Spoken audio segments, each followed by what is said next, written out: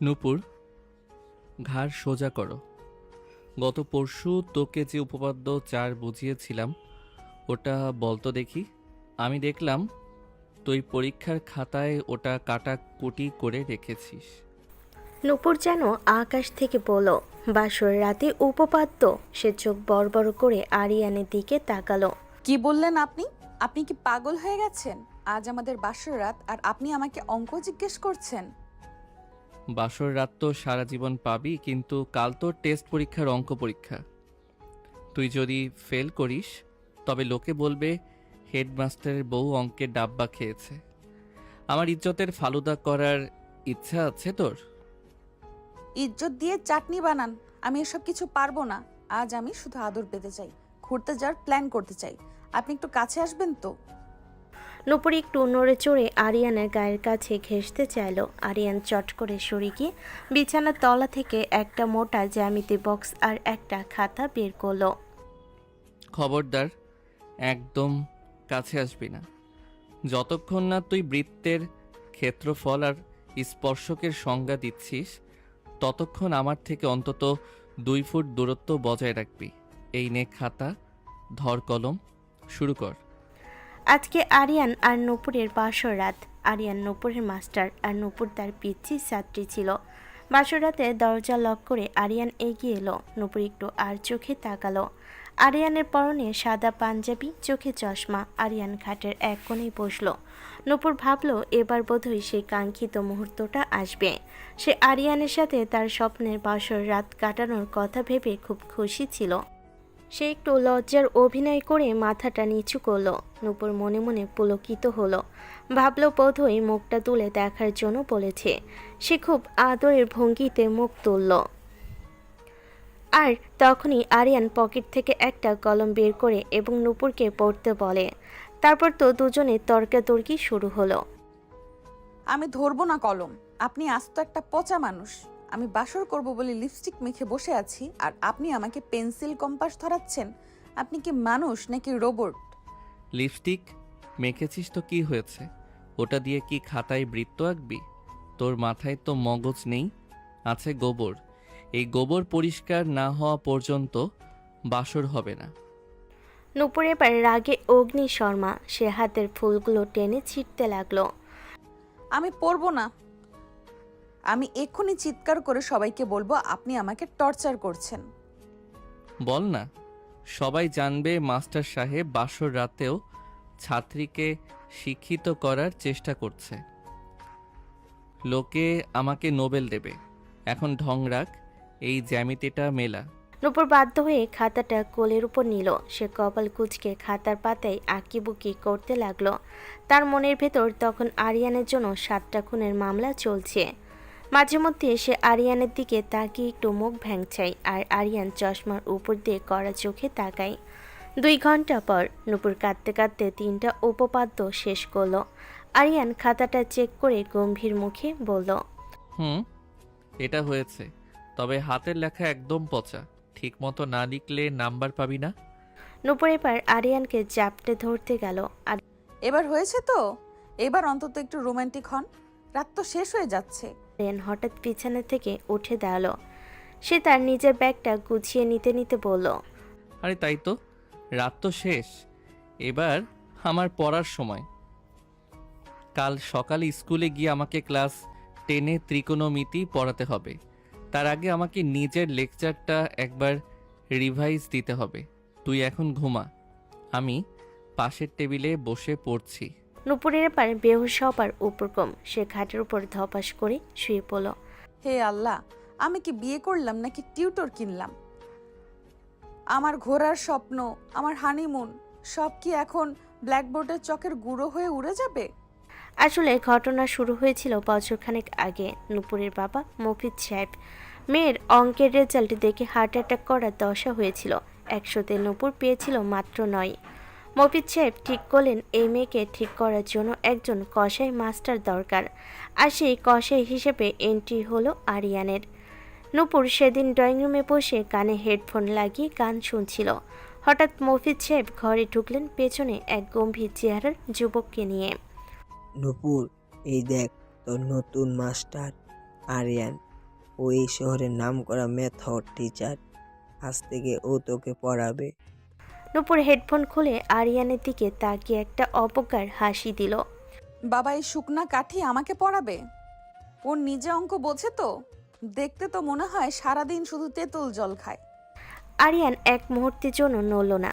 সে নূপুরের খাতাটা টেনে নিল, তারপর শান্ত গলায় বলল, আপনার মেয়ের পড়াশোনার লেভেল তো দেখছি ড্রেনের পানির নিচে। মফিজ সাহেব, আপনি বাইরে যান, আমি এই পাগলির চিকিৎসা শুরু করছি। নূপুর রেগে গেল। আপনি আমাকে পাগলি বললেন? আপনি জানেন আমি কে? তুই কে সেটা জানার দরকার নেই। তুই যে একটা মস্ত বড় গাধি সেটা তোর খাতা বলছে। এই যে খাতার পাতায় আইসক্রিমের ছবি এঁকেছিস, এটা কি অঙ্কের সূত্র? আজ থেকে তোর সব ঢং বন্ধ, এই অঙ্কটা কর। মাই গড হিও, আপনি আমাকে তুই করে বলছেন? প্রথম দেখাতে কেউ তুই বলে? আমি বলি, কথা কম, তাল বাহানা করে লাভ নেই। আঙ্কেল আমাকে অ্যাডভান্স দিয়ে দিয়েছে, এখন আমার দায়িত্ব শেষ করেই যাব। নে, অঙ্ক শুরু কর। এরপর থেকে রোজ আরিয়ান নূপুরকে অঙ্ক করাতো। নূপুরের তো মোটো ভালো লাগতো না সেটা। নূপুর আরিয়ানকে বিরক্ত করার জন্য নানা চেষ্টা করত।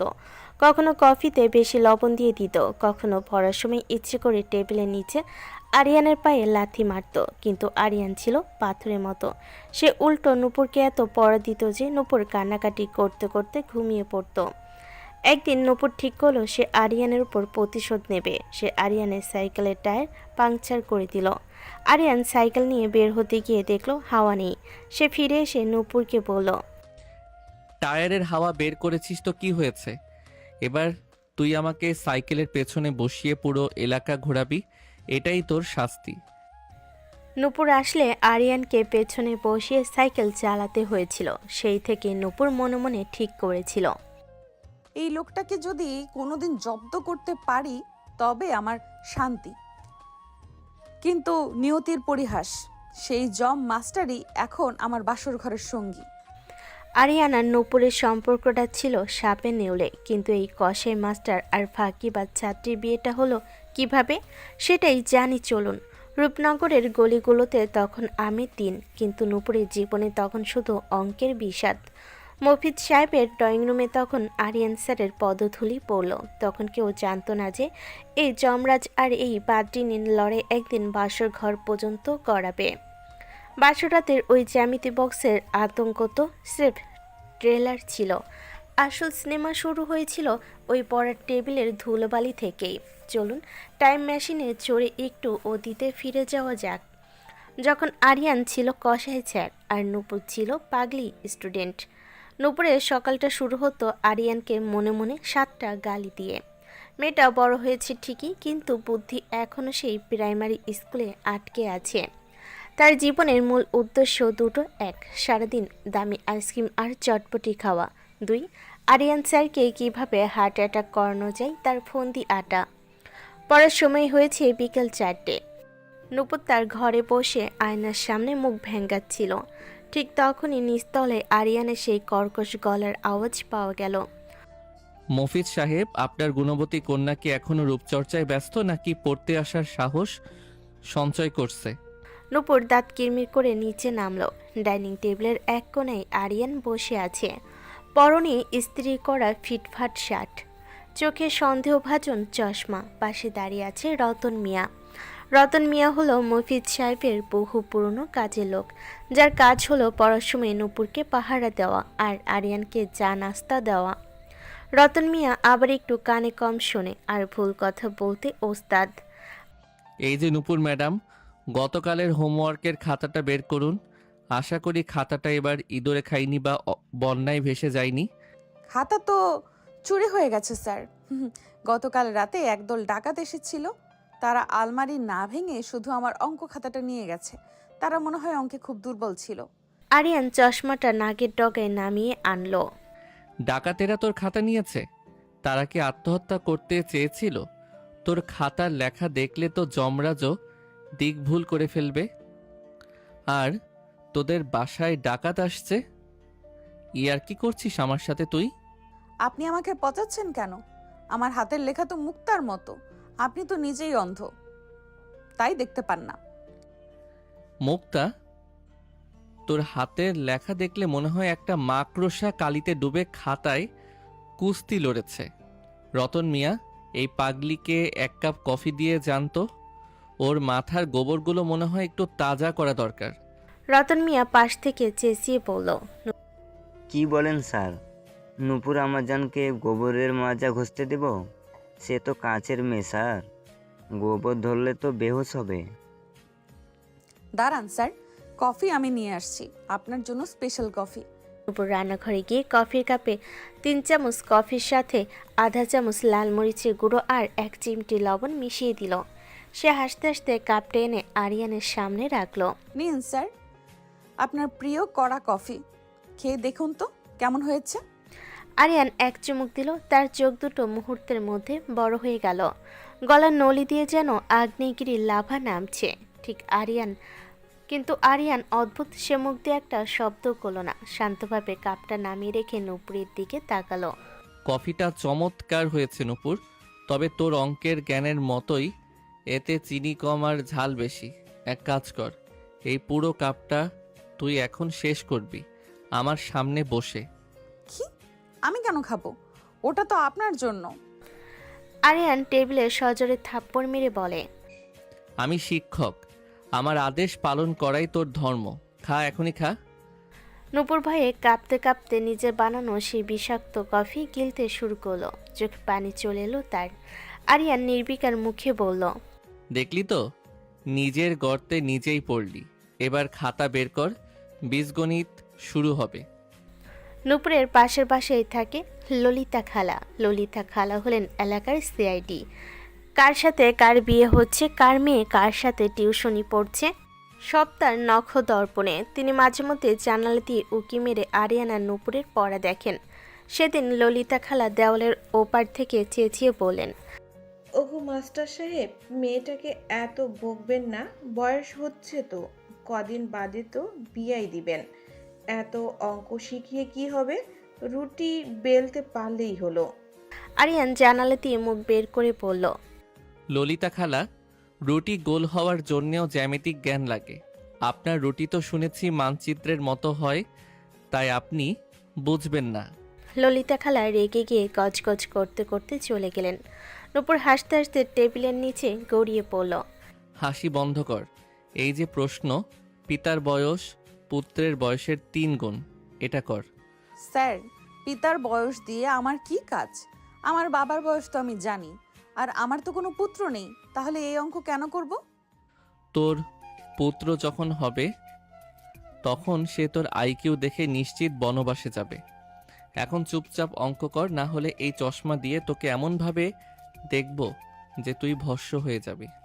আরেকদিনের কথা বলি। একদিন বৃষ্টির বিকেলে আরিয়ান তার পুরনো সাইকেল নিয়ে নূপুরদের বাসায় এলো।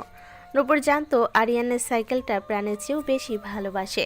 সে ঠিক করলো আজ এই সাইকেলটার একটা গতি করতেই হবে। পরের ফাঁকে নূপুর বাথরুমে যাওয়ার নাম করে বাইরে এলো। পকেট থেকে একটা বড় পেরেক বের করে পেছনের চাকার টায়ার কষে এক গুঁতো দিল। ফুস করে হাওয়া বেরিয়ে গেল। নূপুর বিজয়ী হাসি দিয়ে আবার টেবিলে গিয়ে বসলো। পরে শেষে আরিয়ান যখন বের হতে যাবে, সে দেখল চাকা একদম মাটির সাথে মিশে আছে। আরিয়ান শান্তভাবে নূপুরের দিকে তাকালো। নূপুর, সাইকেলের টায়ারে পেরেক মারলে যে অঙ্কের মার্কস বাড়বে না, এটা কি তুই জানিস? নূপুর নিষ্পাপ চেহারা করে বলে, আমি কি করে জানবো স্যার? আমি তো ভেতরে ছিলাম, হয়তো কোনো পাপিষ্ঠ আত্মা এই কাজ করেছে। হ্যাঁ, পাপিষ্ঠ আত্মা তো আমার সামনেই দাঁড়িয়ে আছে। শোন, সাইকেলটা ঠিক করার দোকান এই গলি থেকে 2 মাইল দূরে। তুই এখন ছাতা মাথায় দিয়ে আমার সাইকেলটা ঠেলে নিয়ে যাবি আর আমি তোর পেছনে হাঁটবো। এটাই আজকের এক্সট্রা ক্লাস। নূপুর হাঁ করে তাকিয়ে রইল। আমি মেয়ে মানুষ, আমি কেন সাইকেল ঠেলবো? নারী পুরুষ সমান অধিকার। তুই আমার সাইকেলের হাওয়া বের করেছিস, এখন তুই ওটা গড়িয়ে নিয়ে যাবি। হাঁটা শুরু কর। নূপুর বুঝলো আর ঢং করে লাভ নেই, সে ধরা পড়ে গেছে। পুরো রূপনগর দেখল বৃষ্টির মধ্যে নূপুর কাদা মাখামাখি হয়ে সাইকেল ঠেলছে আর আরিয়ান সাহেব ছাতা মাথায় দিয়ে আশ করে তার পেছনে হাঁটছেন। ইতিমধ্যে আরিয়ান বলছেন, স্পিড বাড়াও নূপুর, সমবেগের অঙ্কটা কি ভুলে গেলে? নূপুর মনে মনে কসম খেলো। এই লোকটাকে আমি ছাড়বো না। বিয়ের বয়স হলে আমি বাবাকে বলবো এই জমদূতের সাথে যেন আমার বিয়ে না দেয়। কিন্তু আমি যদি ওকে নিজের জালে ফাঁসাতে পারি, ও যদি আমার প্রেমে পড়ে যায়, তখন তো আমি ওকে নাচাবো। নূপুরের মাথায় তখন দুষ্টু বুদ্ধির পোকা নাড়াচাড়া শুরু করলো। সে ভাবলো আরিয়ানকে পচাতে হলে আগে ওকে বস বানাতে হবে, তারপর সুযোগ বুঝে ল্যাং মারতে হবে। কিন্তু সে জানতো না আরিয়ান সাহেব তার চেয়েও বড় খেলোয়াড়। কিছুদিন পর গলিগুলোতে এখন কদম ফুলের গন্ধে বাতাস ভারী। বৃষ্টির দিন মানেই বাঙালি খিচুড়ি আর ইলিশ মাছের ঘ্রাণ। কিন্তু নূপুরের কাছে বৃষ্টির দিন মানেই হলো ডিফারেন্সিয়াল ক্যালকুলাস এর যন্ত্রণাদায়ক হাহাকার। মফিজ সাহেবের বাড়িতে আরিয়ান স্যারের সাইকেলে সেই ঘন্টিটা যখন বাজে, নূপুরের মনে হয় ওটা কেন সাইকেলের বেল নয়, ওটা ওর ফাঁসির মঞ্চের শেষ ঘন্টার ধ্বনি। চলুন সেই উন্মাদনার দিনগুলোতে আরেকটু গভীরে ডুব দেওয়া যাক। নূপুর এখন ক্লাস 12-এ। একটু আধটু টাগর হয়েছে। আয়নার সামনে দাঁড়িয়ে নিজের কাজল মাখা চোখ দেখে নিজেই মুগ্ধ হয়। কিন্তু তার সেই মুগ্ধতা কর্পূরের মতো উড়ে যায় যখন সে দেখে পড়ার টেবিলে আরিয়ান সাহেব বসে বসে তার অঙ্ক খাতাটা এমনভাবে কাটাকুটি করছেন যেন ওটা কোনো খাতা নয়, বরং খুনের আলামত। সেদিন আরিয়ান স্যার একটু অন্যরকম মেজাজে এলেন। পরনে কালো রঙের ফিটফাট টি শার্ট, হাতাটা একটু গোটানো। তাকে দেখতে আজ বেশ হিরো হিরো লাগছে। নূপুর জানালার আড়াল থেকে দেখে মনে মনে ভাবল, কসাইটার বডি তো খারাপ না। আজ একটু রোমান্টিক ঢং করে দেখি তো, কসাই কি গলে নাকি পাথরের মতো থাকে। নূপুর পড়ার ঘরে ঢুকলো খুব ধীর পায়ে। পরনে একটা হালকা নীল রঙের জামা, চুলে একটা বেলি ফুলের মালা জড়িয়েছে। সে পড়ার টেবিলের সামনে দাঁড়িয়ে একটু নাটকীয়ভাবে হাই তুলল। আরিয়ান খাতা থেকে মুখ না তুলে বলে, হাই তোলা শেষ হলে বসুন ম্যাডাম। আর চুলের ওই বাগানটা কি আজ অঙ্ক খাতার উপর বিসর্জন দেবেন নাকি পড়ার ইচ্ছা আছে? আপনি না আজ তো একটা আনরোমান্টিক পাথর। দেখুন তো বাইরে কত সুন্দর বৃষ্টি পড়ছে। এই দিনে কেউ অঙ্ক করে? কত সুন্দর একটা গান গাওয়া যেত, খিচুড়ি খাওয়া যেত। গান গাওয়া যেত? তোর ওই কর্কশ গলায় গান শুনলে তো আকাশের মেঘগুলো ভয় শুকিয়ে যাবে। আর খিচুড়ির কথা বলছিস? রতন মিয়া, এই পাগলিটাকে এক বাটি মুড়ি আর কাঁচা লঙ্কা দিয়ে জানতো। খিচুড়ি খেলে ওর পেটে আবার গ্যাসের সমস্যা হবে, তখন পড়াশোনা বাদ দিয়ে বাথরুমে দৌড়াবে। রতন মিয়া পাশ থেকে চেঁচিয়ে বলল, কি বললেন স্যার? নূপুর আমাজানকে বাসর ঘরে পৌঁছে দেব? আরে বিয়ে তো ঠিক হয়নি এখনো। নূপুর রাগে ফেটে পড়ল। রতন চাচা, আপনি কি কানে একদমই শোনেন না? স্যার মুড়ি চেয়েছেন, মুড়ি। আরিয়ান মুচকি হাসলো। দেখলি তো, তোর চারপাশের মানুষগুলোও তোকে কোনো না কোনোভাবে বাসর ঘরে পাঠাতে চায়, কিন্তু আমি তোকে পাঠাবো পরীক্ষার হলে। এই নে, লিমিটের অঙ্কটা কর। পড়ানোর মাঝে ললিতা খালা আবার হাজির। তিনি এবার হাতে এক বাটি পিঠা নিয়ে এসেছেন। দেওয়ালের ওপার থেকে তিনি উকি মারলেন। ওমা, মাস্টার তো আজ কালো জামা পরেছে, একদম বরযাত্রীর মতো লাগছে গো। নূপুর, ও নূপুর, তোর এই মাস্টারের কি বিয়ে ঠিক হয়েছে? নূপুর আর চোখে আরিয়ানের দিকে তাকিয়ে বলল, না খালা, ওনাকে বিয়ে করবে কোন অভাগী? সারাদিন তো শুধু এক্স ওয়াই নিয়ে পড়ে থাকে। ওনার বউ তো হবে কোনো ক্যালকুলেটর। খালা, আপনার পিঠাটা কি পাথরের মতো শক্ত? গতবার খেয়ে তো আমার দাঁত নড়বড়ে হয়ে গিয়েছিল। এবার কি দাঁত পুরোপুরি ফেলে দেওয়ার ইচ্ছা? ললিতা খালা মুখ ঝামটা দিয়ে চলে গেলেন। নূপুর ভাবলো এটাই সুযোগ। সে আরিয়ানের একটু কাজ ঘেঁষে বসলো। স্যার, আপনার কি আসলেও কোনো প্রেমিকা নেই? ওই যে গত সপ্তাহে একটা মেয়ে আপনাকে ফোন করেছিল, ওটা কে? ওটা আমার স্টুডেন্ট ছিল, তোর মতো গাধি না। ও গোল্ডেন A+ পেয়েছে। এখন একটু দূরে সর, তোর গায়ের ওই বেলি ফুলের গন্ধে আমার অ্যালার্জি হচ্ছে, মাথা ধরে যাচ্ছে আমার। বেলিতে অ্যালার্জি? আপনি তো মানুষ না, আপনি একটা ভিন গ্রহের প্রাণী। আপনার কি কোনো অনুভূতি নেই? অনুভূতি আছে। তোর খাতার এই ভুল অঙ্কগুলো দেখলে আমার হার্টে ব্যথা হয়। সেই অনুভূতির মর্যাদা দিয়ে এই ফাংশনের মান বের কর। দূর যা, রোবট একটা। নূপুর ঠিক করলো আজ আরিয়ানকে জব্দ করার জন্য এক চরম চাল চালবে। মফিজ সাহেবের বাড়ির পেছনে একটা ছোট্ট পুকুর আছে।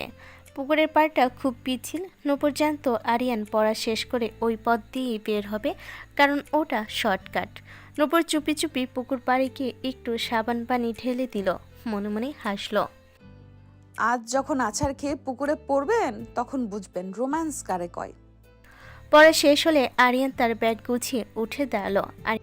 আজ তোকে অনেক পড়া দিয়েছি, কাল যদি একটাও ভুল হয় তবে কান ধরে উঠবস করাবো।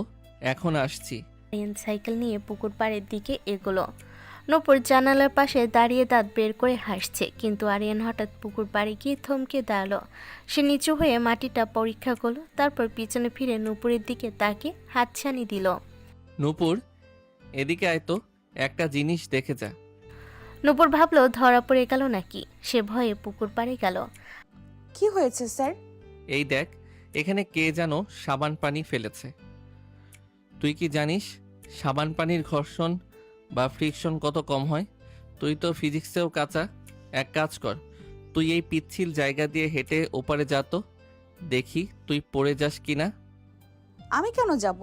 আমি তো জানি এখানে পিচ্ছিল। অজুহাত দিস না। তুই যদি পড়ে যাস তবে আমি বুঝবো তোর মাধ্যাকর্ষণ বলের জ্ঞান কম। যা। আরিয়ান নূপুরের হাত ধরে হালকা একটা ধাক্কা দিল। নূপুর পা পিছলে ও মা গো! বলে চিৎকার দিয়ে সরাসরি পুকুরের হাঁটু পানিতে গিয়ে পড়ল ঝপাত। আরিয়ান পুকুর পাড়ে দাঁড়িয়ে হো হো করে হাসতে লাগলো। তার হাসির শব্দে গাছের পাখিগুলো উড়ে গেল। দেখলি তো, অন্যের জন্য গর্ত খুঁড়লে নিজেরই পড়তে হয়। তুই তো এখন আস্ত একটা জলহস্তি। তোকে তো এখন আস্ত একটা জলহস্তি লাগছে। যা, এবার স্নান করে আয়। তবে মনে রাখিস, পুকুরের পানি দিয়ে অঙ্ক ধুয়ে ফেললে চলবে না। নূপুর ভেজা কাপড়ে পুকুর থেকে উঠে এলো। রাগে তার শরীর কাঁপছে। সে কাদামাখা হাতে আরিয়ানের পরিষ্কার কালো টি শার্টে একটা বিশাল চাপ দিয়ে দিল। আপনি একটা রাক্ষস, আপনি আমাকে ধাক্কা দিলেন। টি শার্টটা নষ্ট করলি? ঠিক আছে, কাল থেকে আমি যখন পড়াতে আসব তুই নিজে দাঁড়িয়ে থেকে আমার কাপড় ধুয়ে দিবি। এটাই তোর শাস্তি। নূপুর থতমত খেয়ে গেল। আমি আপনার কাপড় ধোবো? আমি কি আপনার চাকরানি? চাকরানি না, তুই আমার অবাধ্য ছাত্রী। অবাধ্য ঘোড়াকে কবজা করতে চাবুক লাগে, আর তোকে কবজা করতে শাস্তি লাগে। এখন ঘরে যা, আর ঠান্ডা লেগে গেলে আবার পড়ার বাহানা করবি। নূপুর ভেতরে যেতে যেতে বিড়বিড় করে বলতে লাগলো। এই লোকটাকে যদি আমি কোনোদিন আমার পায়ের নিচে না আনছি, তবে আমার নামও নূপুর না। বিয়ের বয়স হোক, তখন আমি এমন একটা ছেলেকে বিয়ে করব যে এই মাস্টারকে তুড়ি মেরে উড়িয়ে দিবে। না, একে বিয়ে করার প্ল্যান বাদ। একটা খারুস এটা। কিন্তু নূপুর জানতো না মফিজ সাহেব অলরেডি মনে মনে ঠিক করে রেখেছেন, এই পাগলি মেয়েকে যদি কেউ সামলাতে পারে তবে সেই হলো এই কসের মাস্টার আরিয়ান। সেদিন রাত 12টা। নূপুর বিছানায় শুয়ে ভাবছিল আরিয়ানকে একটা মিসড কল দিয়ে বিরক্ত করবে। সে আরিয়ানের নাম্বার সেভ করেছে যমরাজ 2.0। কল দিতে আরিয়ান রিসিভ করলো। হ্যালো নূপুর, এত রাতে কি? অঙ্কের কোনো সূত্র মাথায় ঢুকেছে নাকি আবার পুকুরে পড়ার স্বপ্ন দেখছিস? স্যার, আমি ঘুমাতে পারছি না। ঘুম আসছে না? তার মানে ডিনারে বেশি খেয়েছিস। যা, 2 গ্লাস জল খেয়ে 3 বার নামতা পর ঘুম চলে আসবে। আর হ্যাঁ, এত রাতে ফোন করে আমাকে রোমান্টিক ঢং দেখানোর চেষ্টা করিস না। তোর ওই ঢং সামলানোর জন্য আমার কাছে কোনো অ্যান্টিবায়োটিক নেই। আপনি আসলে একটা অমানুষ। আমি ভাবলাম একটু কথা বলবো। কথা বলার জন্য তোর ওই রতন মিয়া আছে। আমাকে শুধু পড়ার সময় পাবি। এখন ফোন রাখ। কাল যদি ত্রিকোণমিতি ভুল হয় তবে ডাবল পানিশমেন্ট। গুড নাইট পাগলি। ফোনটা কেটে গেল। নূপুর বালিশে মুখ গুজে পা ছুটতে লাগলো। কেন জানি আরিয়ানের এই রুক্ষ স্বভাবটাই নূপুরকে একটু একটু করে টানে, কিন্তু সে সেটা নিজের কাছেও স্বীকার করতে চায় না। সেদিন আরিয়ান পড়াতে আসেনি। নূপুর খুব খুশি মনে বারান্দায় বসে ললিতা খালার সাথে কার ছেলের কার সাথে পালিয়েছে সেই গল্প শুনছিল। ঠিক তখনই মফিজ সাহেব ঘরে ঢুকলেন। তার মুখ আজ বড্ড গম্ভীর, হাতে একটা মিষ্টির প্যাকেট। নূপুর, এই দিকে আয়, একটা জরুরি কথা আছে। নূপুর মিষ্টির প্যাকেট দেখে ভেবেছিল বাবা বোধহয় তার টেস্ট পরীক্ষার রেজাল্টের শোক ভুলতে আগেই মিষ্টি এনেছে। সে হাসি মুখে এগিয়ে এলো। কি বাবা, আবার কার বিয়েতে যাব? ড্রেস কিনতে হবে কিন্তু। অন্য কারো বিয়ে নয় মা, তোর বিয়ে।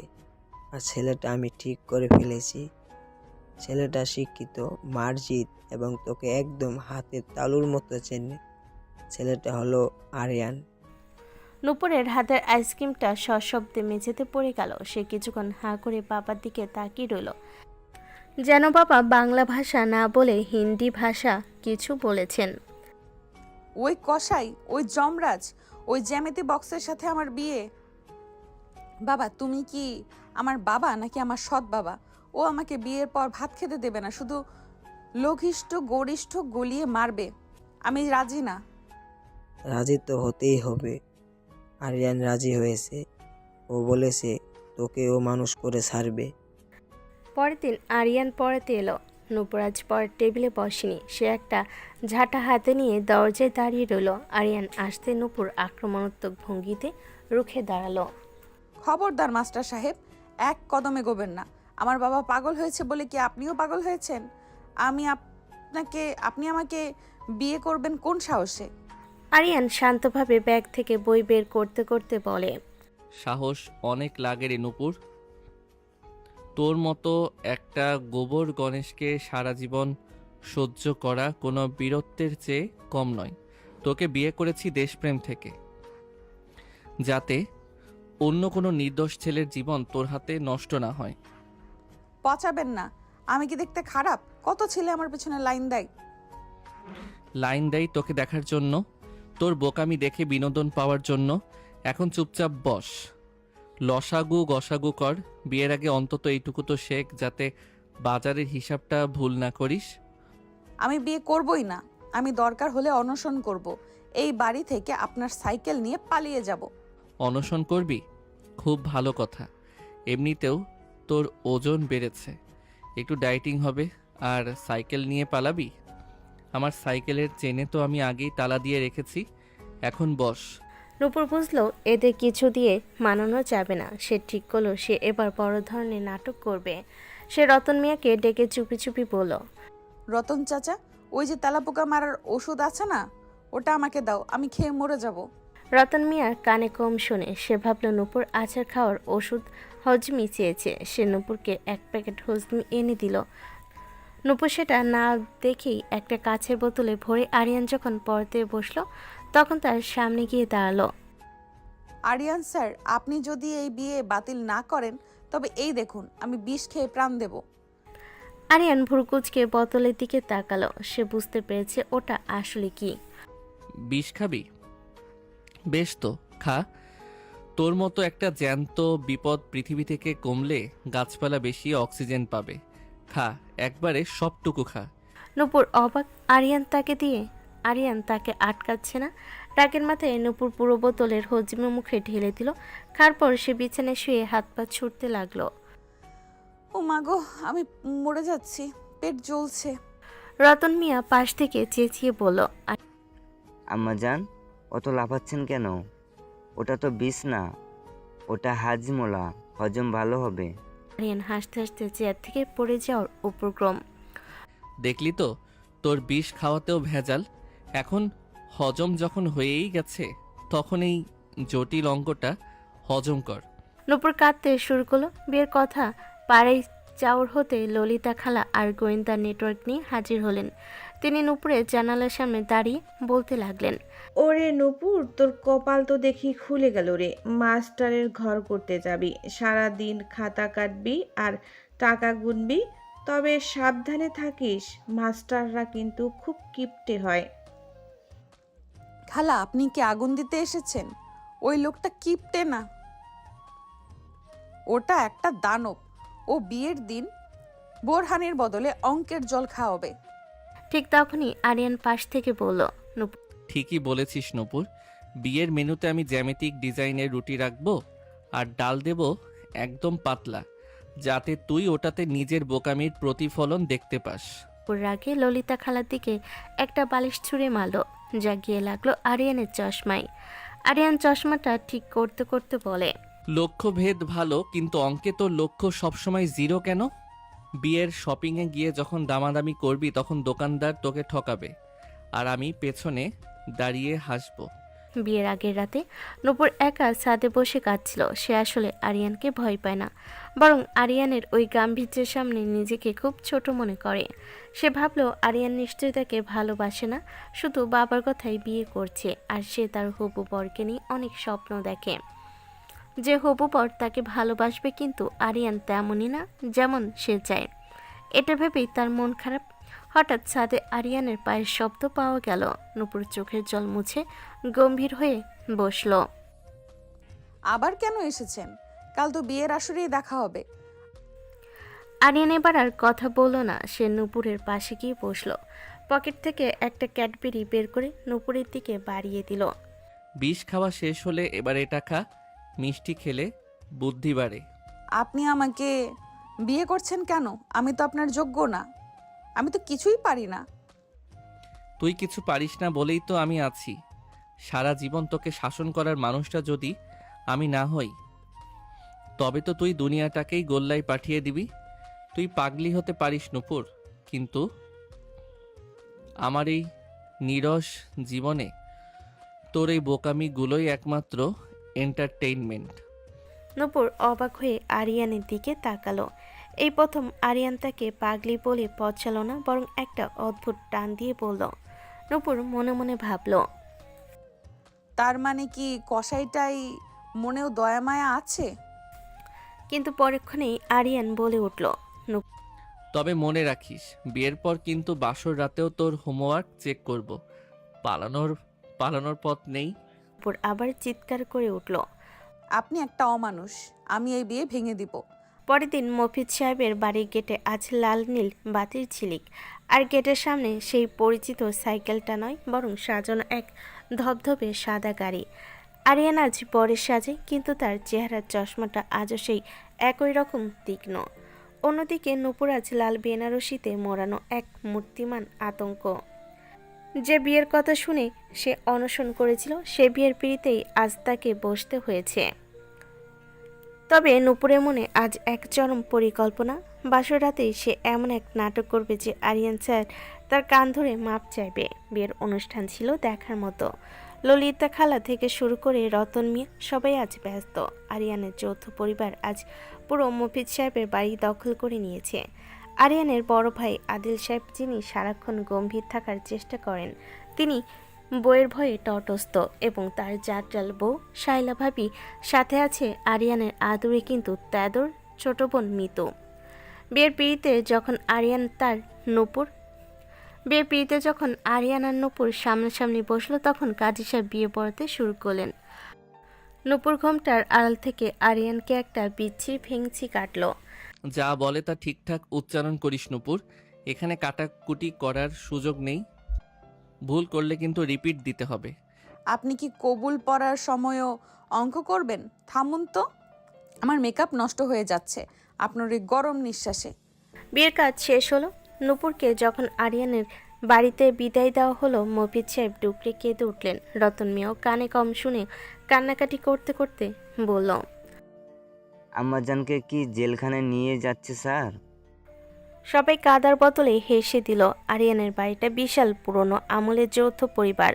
নূপুরকে বাসর ঘরে বসিয়ে দিয়ে শায়লা ভাবি আর মিতু অনেক দুষ্টামি করে গেল। নূপুর মনে মনে ভাবল, আজ আরিয়ানকে দেখে নেব। আরিয়ান ঘরে ঢুকে দরজা লক করতেই নূপুর বালিশ জাপটে ধরে বসে রইল। তারপর সেই বিখ্যাত দৃশ্য, আরিয়ানের জ্যামিতি বক্স বের করা। নূপুর যখন দেখলো আরিয়ান সত্যি সত্যি তাকে পড়া চাপ দিচ্ছে, সে ভাবলো এবার মোক্ষম সময়। নূপুর হঠাৎ কপালে হাত দিয়ে বলে, ও মাগো, আমার বুক কাঁপছে, আমি নিঃশ্বাস নিতে পারছি না। আরিয়ান স্যার, আমি মনে হয় মরে যাচ্ছি। আরিয়ান ভুরু কুচকে তাকালো। নাটক করিস না নূপুর, স্পর্শকে সংজ্ঞা না দিলে মরা বারণ।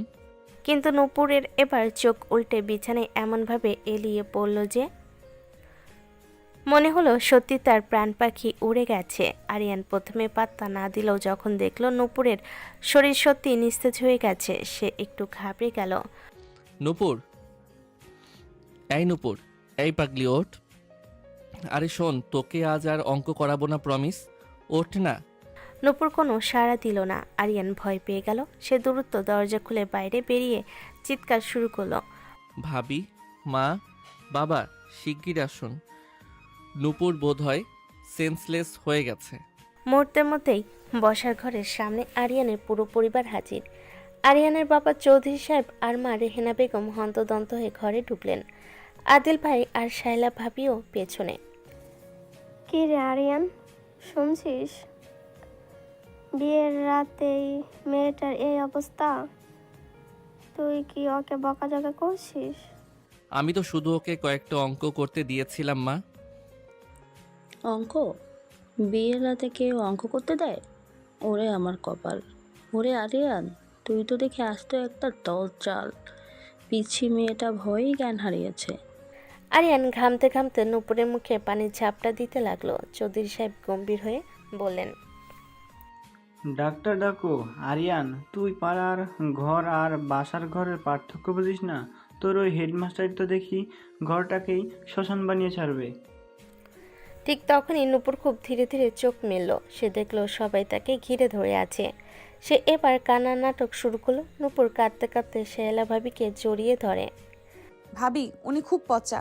উনি আমাকে বলেছেন জ্যামিতি না মিলালে বাসর হবে না। আমি বাবার কাছে ফিরে যাব। মা আরিয়ানকে একটা চর মারার ভঙ্গি করে বলে, শুনছিস ওরা কইলো কাল থেকে যদি তুই ওর হাতে বই খাতা তুলে দিস তবে তোর চশমা আমি ভেঙে ফেলবো। নূপুর মা, তুই কাঁদিস না। আজ থেকে তুই আমার কাছে থাকবি। এ মাস্টারের ছায়া তোর মারাতে পারবো না। আরিয়ান ঘরের কোনায় অসহায় হয়ে দাঁড়িয়ে রইল। সে বুঝতে পারল তার পিচ্চি বউ তাকে প্রথম রাতেই সবার সামনে ভিলেন বানিয়ে ছেড়েছে। নূপুর আড়ালে আরিয়ানকে তাকিয়ে জিভ বের করে একটা ভেঙচি কাটলো। পরের দিন সকালে নূপুর যখন ঘুম থেকে উঠল, সে দেখল মিতু আর শায়লা ভাবি তার জন্য নাস্তা নিয়ে বসে আছে। আরিয়ানের যৌথ পরিবারের হুলুস থুলুস কাণ্ড। ভাবি, তুমি তো গ্রেট। ভাইয়াকে এক রাতেই কুপোকাত করে দিয়েছো। আম্মা তো ভাইয়াকে আজ নাস্তা পর্যন্ত দেয়নি। বলেছে বউকে অঙ্ক করানোর অপরাধে আজ তার উপোস। ঠিক করেছিস নূপুর। এই বাড়ির পুরুষগুলোকে একটু ডর ভয় রাখা ভালো। আমার বউটা তো আগে খুব গোমো ছিল, এখন আমার ইশারায় নাচে। ডাইনিং টেবিলে সবাই খেতে বসেছে। আরিয়ান খুব মনমরা হয়ে এক কোণে বসে আছে। নূপুর যখন সেজেগুজে খেতে এলো, আরিয়ানের বাবা বলেন, নূপুর মা, আজ থেকে তুই এই বাড়ির মেয়ে। আরিয়ান যদি তোকে পড়ার কথা বলে তুই সরাসরি আমাকে বলবি, আমি ওর মাস্টারগিরি ঘুচিয়ে দেব। উনি তো আমাকে বলেছিলেন আজ বিকেলে আমাকে নাকি কোচিংয়ে নিয়ে যাবেন। আমার নাকি ত্রিকোণমিতি বাকি আছে। আরিয়ান এবার আর থাকতে পারল না। সে চেঁচিয়ে উঠল, আমি কখন বললাম? তুই তো মিথ্যা বলছিস। আমি তো আজ তোকে নিয়ে সিনেমা দেখতে যাওয়ার কথা ভাবছিলাম। পুরো ডাইনিং টেবিল স্তব্ধ। আরিয়ান সিনেমা দেখার কথা বলছে। শায়লা ভাবি টিপ্পনি কাটলেন, ওরে বাবা, সূর্যের আজ পশ্চিম দিকে উদয় হলো নাকি? মাস্টার সাহেব বউয়ের ভয়ে এখন সিনেমার টিকিট কাটছে। বিকেলে আরিয়ান সত্যি নূপুরকে নিয়ে বের হলো। নূপুর ভেবেছিল লং ড্রাইভে যাবে, কিন্তু আরিয়ান গাড়ি থামালো একটা বড় লাইব্রেরির সামনে। আপনি কি আসলেও শুধরাবেন না? সিনেমা হলের বদলে লাইব্রেরি? সিনেমা তো রাতেই দেখবো ল্যাপটপে। এখন চল, তোর জন্য কিছু রেফারেন্স বই কিনতে হবে। শোন নূপুর, তুই আমাকে যতবারই মা বাবার কাছে বকা খাওয়াস না কেন, পড়াশোনা কিন্তু তোকে করতেই হবে। আমি চাই না আমার বউ শুধু ঘরদর সামলাক। আমি চাই তুই আমার চেয়েও বড় পজিশনে যাস। নূপুর এবার একটু থমকে গেল। আরিয়ানের এই রুট ব্যবহারের আড়ালে যে ভালোবাসা আর শুভকামনা আছে সে প্রথমবার অনুভব করলো। আপনি কি আমাকে ভালোবাসেন স্যার, নাকি শুধু স্টুডেন্ট হিসেবেই দেখেন? আরিয়ান একটা মোটা বইয়ের পেছনে নিজের মুখ লুকিয়ে পি করলো। ভালোবাসি বলেই তো তোকে জ্বালিয়ে মারি। পাগলি ছাড়া কি আর কেউ আমার মতো নিরস মানুষকে সহ্য করতে পারতো? নূপুর এবার হাসলো। সে ভাবল, যাই হোক, কসাইটা যখন লাইনে আসছে তখন পড়াশোনাটা একটু করাই যায়, তবে মাঝে মধ্যে অজ্ঞান হওয়ার নাটকটা জারি রাখতে হবে, না হলে বাপের বাড়ি যাওয়ার পারমিশন পাওয়া যাবে না। শান্তিনগরের যৌথ বাড়িতে এখন যেন উৎসবের আমেজ। আরিয়ানের মা রেহনা বেগম আর শায়লা ভাবি মিলে নূপুরকে সাজিয়ে গুছিয়ে একদম লাল টুকটুকে আপেল বানিয়ে ছেড়েছেন। বাড়ির সবাই জানে আরিয়ান হলো এক আস্ত পাথরের মূর্তি, যাকে গলানো মানে হিমালয় গলানো। কিন্তু নূপুরও ছেড়ে দেওয়ার পাত্রী নয়। সে আজ মনে মনে ঠিক করেছে আজ রাতে সে কসাই মাস্টারকে এমনভাবে ঘায়েল করবে যে কাল সকালে আরিয়ান পর টেবিলের নাম নিতে ভুলে যাবে। রাত 11টা। আরিয়ানের ঘরের বাইরে আড়ি পেতে দাঁড়িয়ে আছে মিতু আর শায়লা ভাবি। তাদের মধ্যে ফিসফাস চলছে। ভাবি দেখছো, আরিয়ান ভাইয়া এখনো ঘরের লাইট নেভায়নি, নির্ঘাত খাতা কাটছে। আরে থাম, দুপুর আজ যা আসা সেজেছে, ওই চশমাধারী মাস্টার আজ খাতায় নয় অন্য কিছুতে মন দিতে বাধ্য হবে। চল হাঁড়ি পাতা ছাড়, ধরা পড়লে শ্বশুর মশাই বকবে। ঘরের ভিতর নূপুর আজ এক চরম মায়াজাল বিছিয়ে রেখেছে। সে আয়নার সামনে দাঁড়িয়ে নিজের শাড়ির আঁচলটা একটু আলগা করে ঠোঁটের উপর ফেলে রাখা, ঠোঁটে গাঢ় লাল লিপস্টিক, চুলে বেলি ফুলের মালা। আরিয়ান যথারীতি বিছানায় আদশা হয়ে এক গাদা খাতা নিয়ে লাল কলম নিয়ে দাগাচ্ছিল। স্যার, ও স্যার, আপনার কি ক্লান্তি লাগে না? একটু এইদিকে তাকান না। আরিয়ান চশমাটা নাকের ডগায় নামিয়ে একবার নূপুরের দিকে তাকালো। তার বুকের ভেতরটা এক মুহূর্তের জন্য কেঁপে উঠল ঠিকই, কিন্তু সে সেটা প্রকাশ করলো না। সে আবার খাতায় মন দিল। তোর প্রোনাউন্সিয়েশন আজও ঠিক হলো না নূপুর।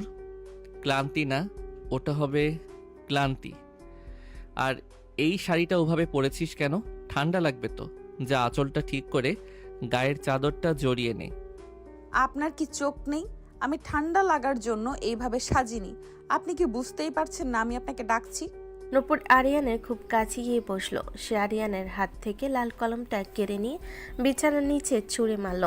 তারপর আরিয়ানের শার্টের কলার ধরে নিজের দিকে একটু টানলো। আরিয়ানের নিঃশ্বাস ভারী হয়ে আসছে, কিন্তু সে এখনও গম্ভীর থাকার চেষ্টা করছে। নূপুর, অসভ্যতা করিস না। কাল সলিমুদ্দিন হাই স্কুলের খাতা জমা দিতে হবে। তোর এই রোমান্টিক ঢং আমার সময় নষ্ট করছে। ছাড় তো আমাকে। ছাড়বো না। আজ কোনো খাতা কাটা হবে না। আজ শুধু আমাকে দেখতে হবে। দেখুন তো আমাকে কি খুব খারাপ লাগছে? নূপুর আরিয়ানের চশমাটা আলতো করে খুলে নিল। আরিয়ানের দৃষ্টি ঝাপসা হয়ে এলো, কিন্তু তার সামনে নূপুরের এই মায়া ভরা মুখটা স্পর্শ। নূপুর এবার আরিয়ানের গলার কাছে নিজের মুখটা নিয়ে গেল। তার তপ্ত নিঃশ্বাস আরিয়ানের ঘাড়ে লাগতেই আরিয়ানের সমস্ত গাম্ভীর্য ধুলোই মিশে যেতে লাগলো। নূপুর খুব আলতো করে আরিয়ানের ঠোঁটে নিজের আঙ্গুল ছোঁয়ালো। নূপুর, তুই কিন্তু লিমিট ক্রস করছিস। ক্যালকুলাসের ভাষায় বললে তোর এই ডিস্টেন্সটা জিরোর কাছাকাছি চলে আসছে।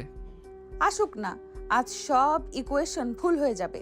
নূপুর এবার আরিয়ানের বুকে নিজের মাথা রাখলো এবং তার শার্টের বোতামগুলো একটা একটা করে খুলতে শুরু করলো। আরিয়ান আর নিজেকে ধরে রাখতে পারল না। সে নূপুরকে জাপটে ধরে বিছানায় শুইয়ে দিল। আরিয়ানের সে রাগী সত্তাটা আজ যেন এক ক্ষুধার্ত প্রেমিকের কাছে হেরে গেছে। আরিয়ান নূপুরের ঘাড়ের কাছে মুখ ডুবিয়ে খুব আদুরে গলায় বলল, তোর এই বেলি ফুলের গন্ধে আজ আমার কোনো অ্যালার্জি হচ্ছে না পাগলি। তবে শোন, এই যে তুই আমাকে সিডিউস করছিস, এটার স্পেলিংটা কাল সকালে মুখস্থ ধরবো কিন্তু। নূপুর হাসতে হাসতে আরিয়ানকে আরও শক্ত করে জড়িয়ে ধরল। এরপরে মুহূর্তগুলো ছিল শুধু সোহাগা নিবিড় অনুভবের। আরিয়ানের হাতের স্পর্শে নূপুর শিউরে উঠছিল। সহজ ভাষায় বলতে গেলে শরীরের সাথে শরীরের যে মিলন, সেখানে আজ কোনো পড়ার টেবিল ছিল না।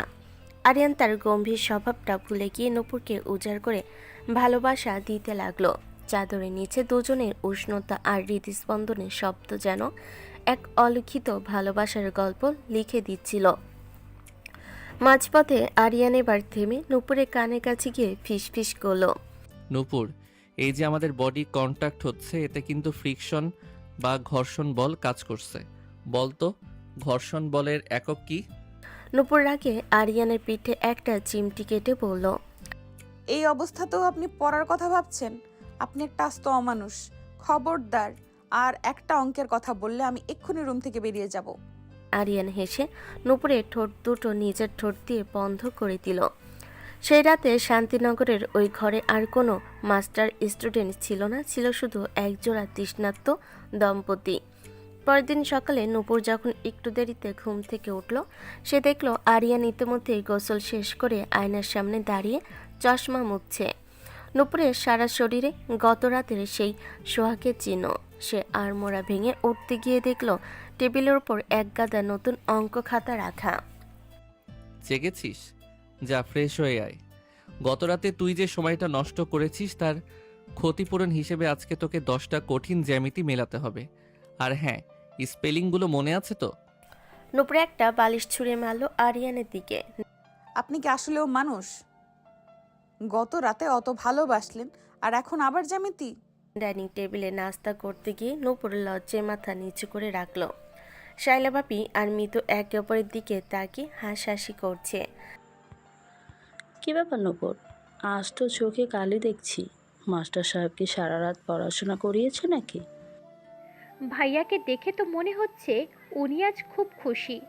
ভাবি, ভাইয়া কি তোমাকে গতরাতে কোনো স্পেশাল লেকচার দিয়েছেন? আরিয়ানের মা রেহনা বেগম এক বাটি হালুয়া নূপুরের দিকে এগিয়ে দিয়ে বললেন, নূপুর মা বিশেষ করে খা, পড়াশোনার খুব চাপ তোর, তার উপরে শরীর দুর্বল হয়ে যাবে। আরিয়ানের বাবা চৌধুরী সাহেব চশমার উপর দিয়ে আরিয়ানের দিকে তাকিয়ে বললেন, আরিয়ান, তুই কি ক্লাসে ওই স্টুডেন্টদের সাথে এত রাত পর্যন্ত পড়াশোনা করিস? মাঝে মধ্যে সিলেবাসের বাইরেও তো কিছু চ্যাপ্টার থাকে, সেগুলো তো একটু মন দে।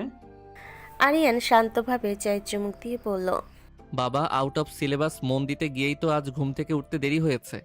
তবে চিন্তা করো না, নূপুরকে আমি ঠিক লাইনে নিয়ে আসবো। নূপুর টেবিলের নিচে আরিয়ানের পায়ে কষে একটা লাথি মারল। আরিয়ান ব্যথায় কুকিয়ে উঠল, কিন্তু মুখে হাসি বজায় রেখে বলল, এই যে মাসল পেইন বা পেশির টান, এটা নিয়ে কিন্তু বায়োলজিতে একটা বড় চ্যাপ্টার আছে নূপুর। আজ বিকেলে ওটাই পড়াবো। নূপুর মনে মনে ভাবল, এই মাস্টারকে সোজা করা আমার সাধ্যের বাইরে, তবে ভালোবাসা দিয়ে কুপকাত করাটা মন্দ নয়। রূপনগরে যৌথ পরিবারে এখন রোদের চেয়ে বেশি উত্তাপ চড়ছে নূপুর আর আরিয়ানের দাম্পত্য। আরিয়ান সাহেব যত বেশি কঠোর হওয়ার চেষ্টা করেন, নূপুর তত বেশি তার গাম্ভীর্যের দেওয়াল ভেঙে চুরমার করার ফন্দি আটে। শাইলা বাপি আর মিতুর উস্কানিতে নূপুর এখন বুঝে গেছে এই কসাই মাস্টারকে বসে রাখার একমাত্র উপায় হলো তার ডিকশনারি থেকে অঙ্ক শব্দটা মুছে দিয়ে সেখানে আদর শব্দটা ঢুকিয়ে দেওয়া। ঘটনা শুরু হলো এক শুক্রবারে বিকেলে। আরিয়ানা ছুটির মেজাজে থাকলো, নূপুরের রেহাই নেই। সে ড্রয়িং রুমে বসে বিশাল এক গাদা নোট নিয়ে অঙ্ক করছিল। আরিয়ান সোফায় বসে পত্রিকা পড়ছিল, কিন্তু তার নজর ছিল নূপুরের দিকে। নূপুর ইচ্ছে করে আজ একটু ঢিলে ঢালা একটা পাতলা শিপন শাড়ি পরেছে, যার আঁচলটা বারবার কাঁধ থেকে খসে পড়ছে। নূপুর, অঙ্ক করায় মন দাও। আঁচল ঠিক করার বাহানায় যে তুমি 3বার একই ভুল করছো, সেটা আমার নজর এড়াচ্ছে না। সব তো আপনারই নজর। আপনি কি আসলেও মানুষ নাকি কোনো সিসিটিভি ক্যামেরা? উফ, আমার খুব গরম লাগছে, একটু হাওয়া হবে? নূপুর উঠে দাঁড়িয়ে আরিয়ানের একদম সামনে গিয়ে দাঁড়ালো। সে তার হাতের বইটা দিয়ে নিজেকে হালকা বাতাস করতে লাগলো। এতে তার শাড়ির আঁচলটা পুরোপুরি সরে গিয়ে কোমরে এসে ঠেকলো। আরিয়ানের চোখের চশমাটা আজ যেন একটু বেশি ঘোলা হয়ে যাচ্ছে। নূপুরের এই মোহনীয় রূপ দেখে আরিয়ানের ভেতরে যে পুরুষটা এতদিন অঙ্কের ফর্মুলায় বন্দী ছিল, সে আজ বিদ্রোহ শুরু করেছে। রাত গভীর, সারা বাড়িতে পিনপতন নীরবতা। আরিয়ান ঘরে ঢুকে দেখল নূপুর বিছানায় পিঠ দিয়ে শুয়ে আছে, কিন্তু তার পরনের শাড়িটা এমনভাবে আলুথালু হয়ে আছে যেন কেউ একজন ইচ্ছে করেই একে এলোমেলো করে রেখেছে। ঘরের নীল ডিম লাইটের আলোয় নূপুরের গায়ে রংটা আজ যেন সোনার মতো ঝিলিক দিচ্ছে। আরিয়ান কাছে আসতে নূপুর উঠে বসলো। সে খুব ধীর হাতে শাড়ির পিনটা খুলল। আরিয়ান স্তব্ধ হয়ে দাঁড়িয়ে দেখল নূপুরের হাতের ইশারায় সেই দামি শিফন শাড়িটা তার শরীর থেকে সর্পিল গতিতে নিচে নেমে পড়ল। নূপুর এখন শুধু তার স্লিভলেস ব্লাউজ আর পেটিকোটে। তার উন্মুক্ত পিটার নাভিমূলের ভাঁজ দেখে আরিয়ানের হাতের কলমটা হাত থেকে পড়ে গেল। নূপুর, এটা কি হচ্ছে? আমি তোকে বারবার বলেছি ড্রেস আপ ঠিক রাখতে। নূপুর আরিয়ানের একদম বুকে নিজের হাত রেখে বলে, আজ কোনো ড্রেস আপ নেই স্যার, আজ শুধু আমি আর আপনি। আপনি কি জানেন আপনার এই গম্ভীর মুখটা দেখলে আমার কত রাগ হয়? আজ আমি আপনার সব গাম্ভীর্য কেড়ে নেব। আরিয়ানের শার্টের বোতামগুলো একটা একটা করে খুলতে লাগলো। আরিয়ানের বুকের লোমের ভেতর নূপুরের আঙ্গুলগুলো যখন খেলা করছিল, আরিয়ানা নিজেকে সামলাতে পারল না। সে নূপুরকে চাপটে ধরে বিছানায় শুইয়ে দিল। আরিয়ানের হাত দুটো নূপুরের কোমরের বাঁকে গিয়ে থমকে দাঁড়ালো। আরিয়ানের হাতের ছোঁয়ায় নূপুর আজ যেন গলে গলে জল হয়ে যাচ্ছিল।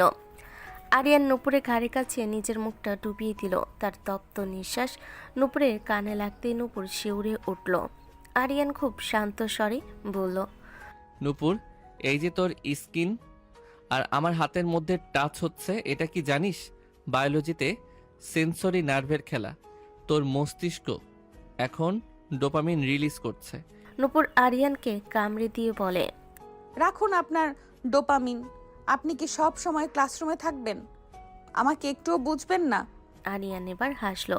সে নূপুরের ব্লাউজের হুকগুলো আলতো করে খুলে ফেলল। নূপুরের উন্মুক্ত শরীরে উপর আরিয়ানের ঠোঁটগুলো যখন বিচরণ করছিল, তখন নূপুর চোখ বুজে শুধু আরিয়ানকে অনুভব করছিল। বিছানার চাদরে ভাজে ভাজে তখন শুধুই ভালোবাসার ঘাম আর তৃপ্তির নিঃশ্বাস। আরিয়ান আজ কোনো মাস্টার নয়, সে আজ এক ক্ষুধার্ত পুরুষ যে তার পিচ্চি বউকে ভালোবাসে ভরিয়ে দিচ্ছে।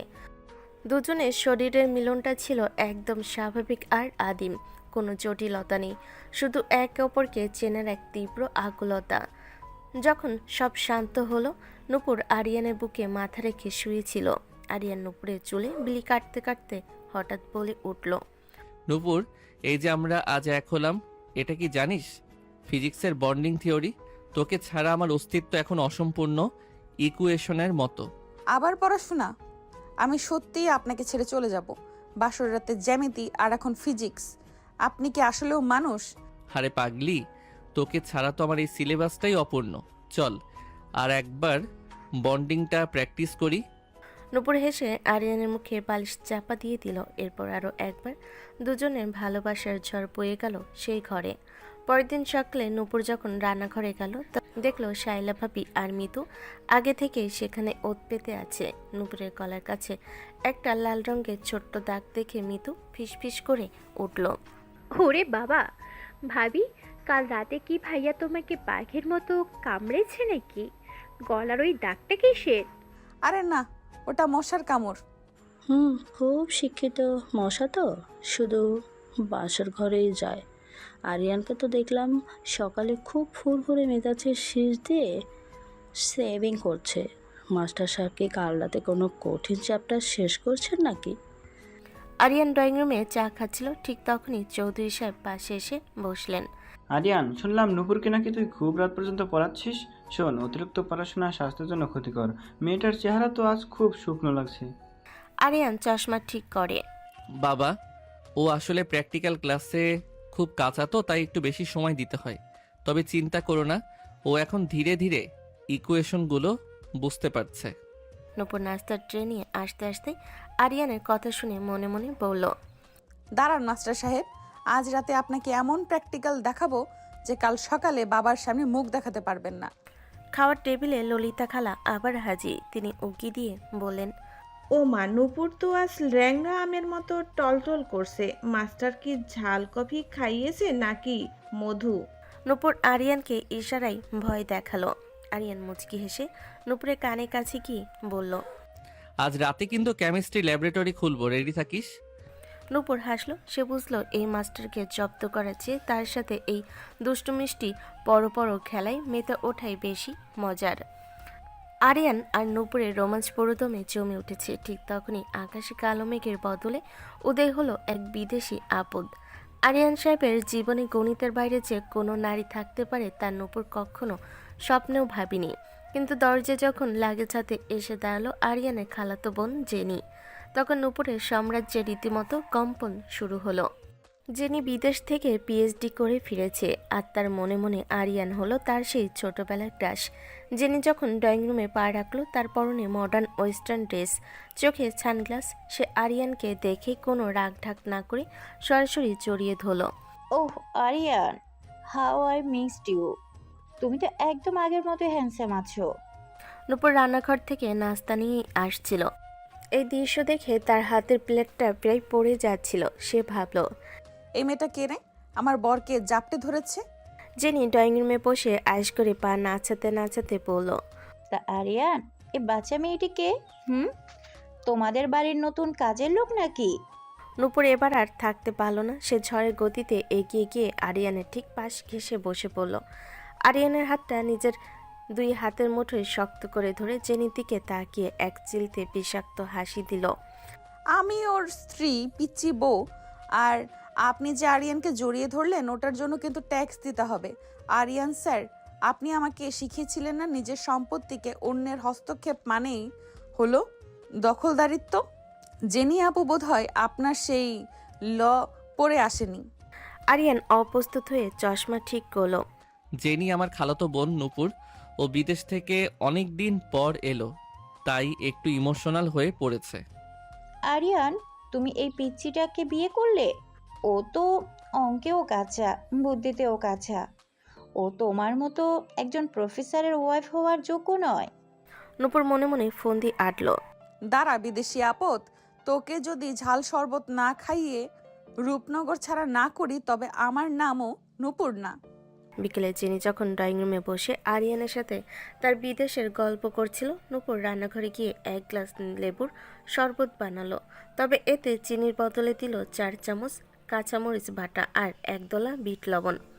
নূপুর খুব মিষ্টি করে হেসে গ্লাসটা জেনির সামনে রাখলো। আপু বিদেশ থেকে এসেছেন, আমাদের দেশের খাঁটি শরবত খেয়ে দেখুন। আরিয়ান স্যার তো আমার হাতের এই শরবতের পাগল। আরিয়ান আর চোখে তাকালো। সে জানে নূপুরের হাসির পেছনে কালনাগিনীর বিষ থাকে, কিন্তু সে কিছু বলল না। জেনি এক চুমুক দিতেই তার মুখ টমেটোর মতো লাল হয়ে গেল।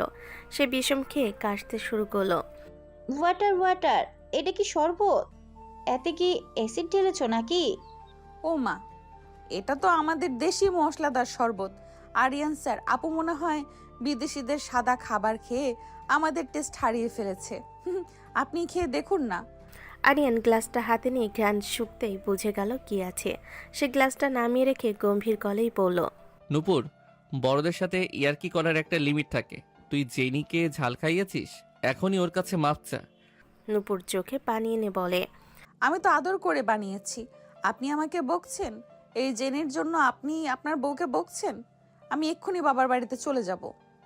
নূপুর দৌড়ে নিজের ঘরে গিয়ে দরজা বন্ধ করে দিল। আরিয়ান পেছনে পেছনে গেল, কিন্তু নূপুর দরজা খুলল না। নূপুর ভেতর থেকে কান্নার নাটক শুরু করলো। আপনি একটা অমানুষ, জেনি এসে আপনার মাথা খেয়ে ফেলেছে। আরিয়ান কোনোভাবেই নূপুরের রাগ কমাতে পারল না। পরের দিন সকালে জেনি বাথরুমে ঢুকেছে গোসল করতে। নূপুর চুপি চুপি গিয়ে বাথরুমের দরজার সিটকিনিটা বাইরে থেকে আটকে দিল। তারপর লাইনের পানির মেন সুইচটা বন্ধ করে দিল। জেনি তখন গায়ে সাবান মেখে ভূত হয়ে বসে আছে, কিন্তু কল দিয়ে 1 ফোঁটাও পানি পড়ছে না। আরিয়ান, মিতু, হেল্প, কে আছো? পানি আসছে না কেন? আর দরজা খুলছে না কেন? নূপুর দরজার ওপাশে দাঁড়িয়ে মিহিস্বরে বলল, আপু আমাদের দেশে মাঝে মাঝে পানির খুব ক্রাইসিস হয়। এক কাজ করুন, বালতিতে রাখা ওই বৃষ্টির পানিটা দিয়ে ধুয়ে ফেলুন। ওটাতে একটু লাল রং মেশানো আছে অবশ্য। জেনি ভয়ে চিৎকার শুরু করলো। আধা ঘন্টা পর আরিয়ান এসে দরজা খুলল। জেনি তখন কাঁপতে কাঁপতে বেরিয়ে এলো। সে আরিয়ানকে জড়িয়ে ধরে কাঁদতে লাগলো। আরিয়ান, এই মেয়েটা আমাকে মেরে ফেলবে, ও একটা সাইকো। ঠিক তখনই আরিয়ানের মা আর শাইলা ভাবি চলে এলেন। নূপুর পাশ থেকে কাঁদো কাঁদো মুখে বলল, আমি তো সাহায্য করতে গিয়েছিলাম মা, জেনি আপু মনে হয় আমাকে সহ্য করতে পারছে না। শাইলা ভাবি চোখ টিপে নূপুরকে ইশারা করলেন। তিনি বুঝেছেন সব কারসাজি নূপুরের। তিনি আরিয়ান, কিন্তু এবার আরিয়ান সত্যি সত্যি রেগে গেল। সে নূপুরকে হাত ধরে হিড়হিড় করে পড়ার ঘরে নিয়ে গেল। তোর পাগলামি কি দিন দিন বাড়ছে নূপুর? জেনি গেস্ট হিসেবে এসেছে আর তুই ওর সাথে এসব করছিস? তুই কি আসলেও শিক্ষিত হবি না? আজ থেকে তোর সব আউটডোর গেম বন্ধ। এই 10টা অঙ্ক করবি, আর যদি একটাও ভুল হয় তবে কাল তোকে হোস্টেলে পাঠিয়ে দেব। নূপুর এবার আসলেও ডুকরে কেঁদে উঠল। আপনি ওই ডাইনির পক্ষ নিচ্ছেন? ও আপনাকে জড়িয়ে ধরেছে, আপনার কোলে বসে গল্প করতে চায়, সেটা আপনার চোখে পড়ে না? আমি শুধু ওর বাথরুমের দরজা আটকেছি বলে আমি খারাপ? যান, আমি আর অঙ্ক করব না, আমি মরতে যাব। নূপুর খাতা ছিঁড়ে মেঝেতে ফেলে দিল। আরিয়ান প্রথমবার দেখল নূপুরের কান্নাটা আর নাটক নয়, এটা খাঁটি অভিমান। নূপুর বিছানায় উপর হয়ে কাঁদতে লাগলো। তার ছোট্ট শরীরটা হিক্কা তুলে কাঁপছে। আরিয়ান একটু নরম হলো, সে নূপুরের পাশে গিয়ে বসলো। নূপুর শোন, ও তো চলে যাবে কয়েকদিন পর, তুই কেন ওকে পাত্তা দিচ্ছিস? যাবে না। ও বলেছে ও আপনাকে নিয়ে বিদেশে যাবে। আপনি গেলে আমি কার কাছে অঙ্ক করব? কে আমাকে পচাবে? আরিয়ান এবার হাসলো। সে নূপুরের চোখে জল মুছিয়ে দিয়ে কপালে একটা চুমু খেলো। পাগলি, তোকে ছেড়ে আমি যাব? জেনি তো জাস্ট একটা চ্যাপ্টার, কিন্তু তুই তো আমার পুরো সিলেবাস। এখন কান্না থামা, না হলে চোখ ফুলে আলু হয়ে যাবে। তখন পচাবো কিভাবে? নূপুর অনেক কষ্টে হাসলো। রাত গভীর। জেনি ড্রয়িং রুমের সোফায় বসে কান পেতে আছে আরিয়ান আর নূপুরের ঘরের দিকে। সে চায় তাদের মধ্যে ঝগড়া হোক, কিন্তু ভেতর থেকে হঠাৎ নূপুরে খিলখিল হাসির শব্দ শোনা গেল। ভেতরে আরিয়ান নূপুরকে পাজাকোলা করে বিছানায় শুইয়ে দিয়েছে। নূপুর আর জেদ ধরছে সে জেনির সামনে আরিয়ানকে চুমু খাবে। স্যার, কাল জেনির সামনে যখন আমি আপনার শার্টের কলার ঠিক করব, আপনি কিন্তু বকবেন না। আমি চাই ও দেখে জ্বলে মরুক। তোর মাথায় তো শয়তানি বুদ্ধি ছাড়া আর কিছু নেই। শোন নূপুর, ওসব জেলাসি বাদ দে। তার চেয়ে বরং আজ যে বায়োলজির রিপ্রোডাক্টিভ সিস্টেম নিয়ে আলোচনা করার কথা ছিল, সেটা শুরু করি। নূপুর আরিয়ানের চশমাটা খুলে নিয়ে বিছানার নিচে ছুঁড়ে মারল। আজ বায়োলজি না, আজ শুধু প্র্যাকটিক্যাল হবে। আর জেনি আপু দরজার বাইরে দাঁড়িয়ে আড়ি পাতলে পাতুক। ও শুনুক যে আরিয়ার মাস্টার শুধু নূপুরেরই সম্পদ। আরিয়ান হাসতে হাসতে নূপুরের ঠোঁটে ডুব দিল। বাইরে বারান্দায় দাঁড়িয়ে জেনির আগে নিজের নখ কামড়াতে লাগলো। শাইলা ভাবির পাশ দিয়ে যাওয়ার সময় মুচকি হেসে বললেন, কি গো জেনি, বিদেশের মাস্টাররা কি বাসর রাতেও দরজা খোলা রাখে? আমাদের আরিয়ান কিন্তু দরজা বন্ধ রাখতেই পছন্দ করে। জেনি গজগজ করতে করতে নিজের ঘরে চলে গেল। নূপুর বিছানে আরিয়ানের বুকে লোমের সাথে খেলা করতে করতে ভাবল, এখনো আসল নাটক বাকি জেনি আপু। কাল তোকে সর্ষের তেল মাখা মুড়ি খাওয়াবো। পরদিন জেনি সকালবেলা ড্রয়িং রুমে বসে ল্যাপটপে কাজ করছিল। পরনে তার ছোট স্কার্ট আর স্লিভলেস টপ। আরিয়ান পাশে বসে কফি খাচ্ছে আর জেনি বিদেশের প্রজেক্ট নিয়ে আলোচনা হচ্ছে। নূপুর দূর থেকে দেখলো জেনি ইচ্ছে করে আরিয়ানের গায়ের উপর হেলে পড়ছে আর হাসছে। খুব তো ঢং দেখাচ্ছিস বিদেশি ম্যাম। দাঁড়া, তোর প্র্যাকটিক্যাল আজ আমি এমন ক্যালকুলেশন ঢোকাবো যে তোর পিএইচডি ডিগ্রি ড্রেনে যাবে। নূপুর রান্নাঘর থেকে এক বাটি মুড়ি আর তাতে প্রচুর সর্ষের তেল আর কাঁচামরিচ মেখে নিয়ে এলো। সে গটগট করতে করতে আরিয়ান আর জেনির মাঝখানে ধপাস করে বসে বলল, ও স্যার, দেখুন আপনার জন্য কি এনেছি। আপনি না কাল বলেছিলেন ঝালমুড়ি খেতে ইচ্ছে করছে। আর জেনি আপু, আপনিও নিন। বিদেশের পিৎজা খেয়ে খেয়ে তো আপনার জিহ্বার শ্যাওলা পড়ে গেছে। আমাদের দেশের এই অ্যাটম বম মুড়ি খেয়ে দেখুন। আরিয়ান বাটির দিকে তাকিয়ে ঢোকিল। সে জানে এই মুহূর্তে নূপুর নির্ঘাত কোনো কারসাজি করেছে, কিন্তু জেনি নিজেকে স্মার্ট প্রমাণ করার জন্য এক মুঠো মুড়ি মুখে দিয়ে দিল। It's so spicy and oh my god, আমার গলা জ্বলছে। নপুর, এতে কি দিয়েছো? কিছু না তো আপু, শুধু আমাদের বাগান থেকে তুলে আনা 5টা নাগা মরিচ আর 1 বোতল খাঁটি সরিষার তেল। জেনি আপু, আপনি তো বিলেত ফেরত, আপনার তো হার্ট অনেক শক্ত হওয়ার কথা। এক বাটি মুড়ি সইতে পারছেন না? জেনি এবার হিক্কা তুলতে শুরু করলো। তার চোখের জল আর নাকের জল এক হয়ে মেকআপ ধুয়ে একাকার। সে দৌড়ে বাথরুমের দিকে গেল। নূপুর মুচকি এসে আরিয়ানের দিকে তাকালো। নূপুর, তুই দিন দিন বেয়াদব হয়ে যাচ্ছিস। জেনির ঝাল সহ্য হয় না তুই জানিস, তাও কেন দিলি? তোর এই সস্তা জেলাসি বন্ধ কর। ও বড়, ওর সাথে রেসপেক্ট দিয়ে কথা বলবি। নূপুর এবার ঠোঁট উল্টে কান্না শুরু করলো। হ্যাঁ, ও বড়, ও সুন্দরী, ও ইংরেজি জানে, তাই ও ভালো। আর আমি তো শুধু আপনার অবাধ্য স্টুডেন্ট, তাই আমি খারাপ। যান, আপনি ওই ম্যামের সাথেই থাকুন। আমি আজই রতন চাচাকে দিয়ে বাবাকে খবর দেব আমি বাড়িতে আর এক মুহূর্তও থাকবো না। নূপুর দৌড়ে নিজের ঘরে গিয়ে বিছানায় উপর হয়ে কাঁদতে লাগলো।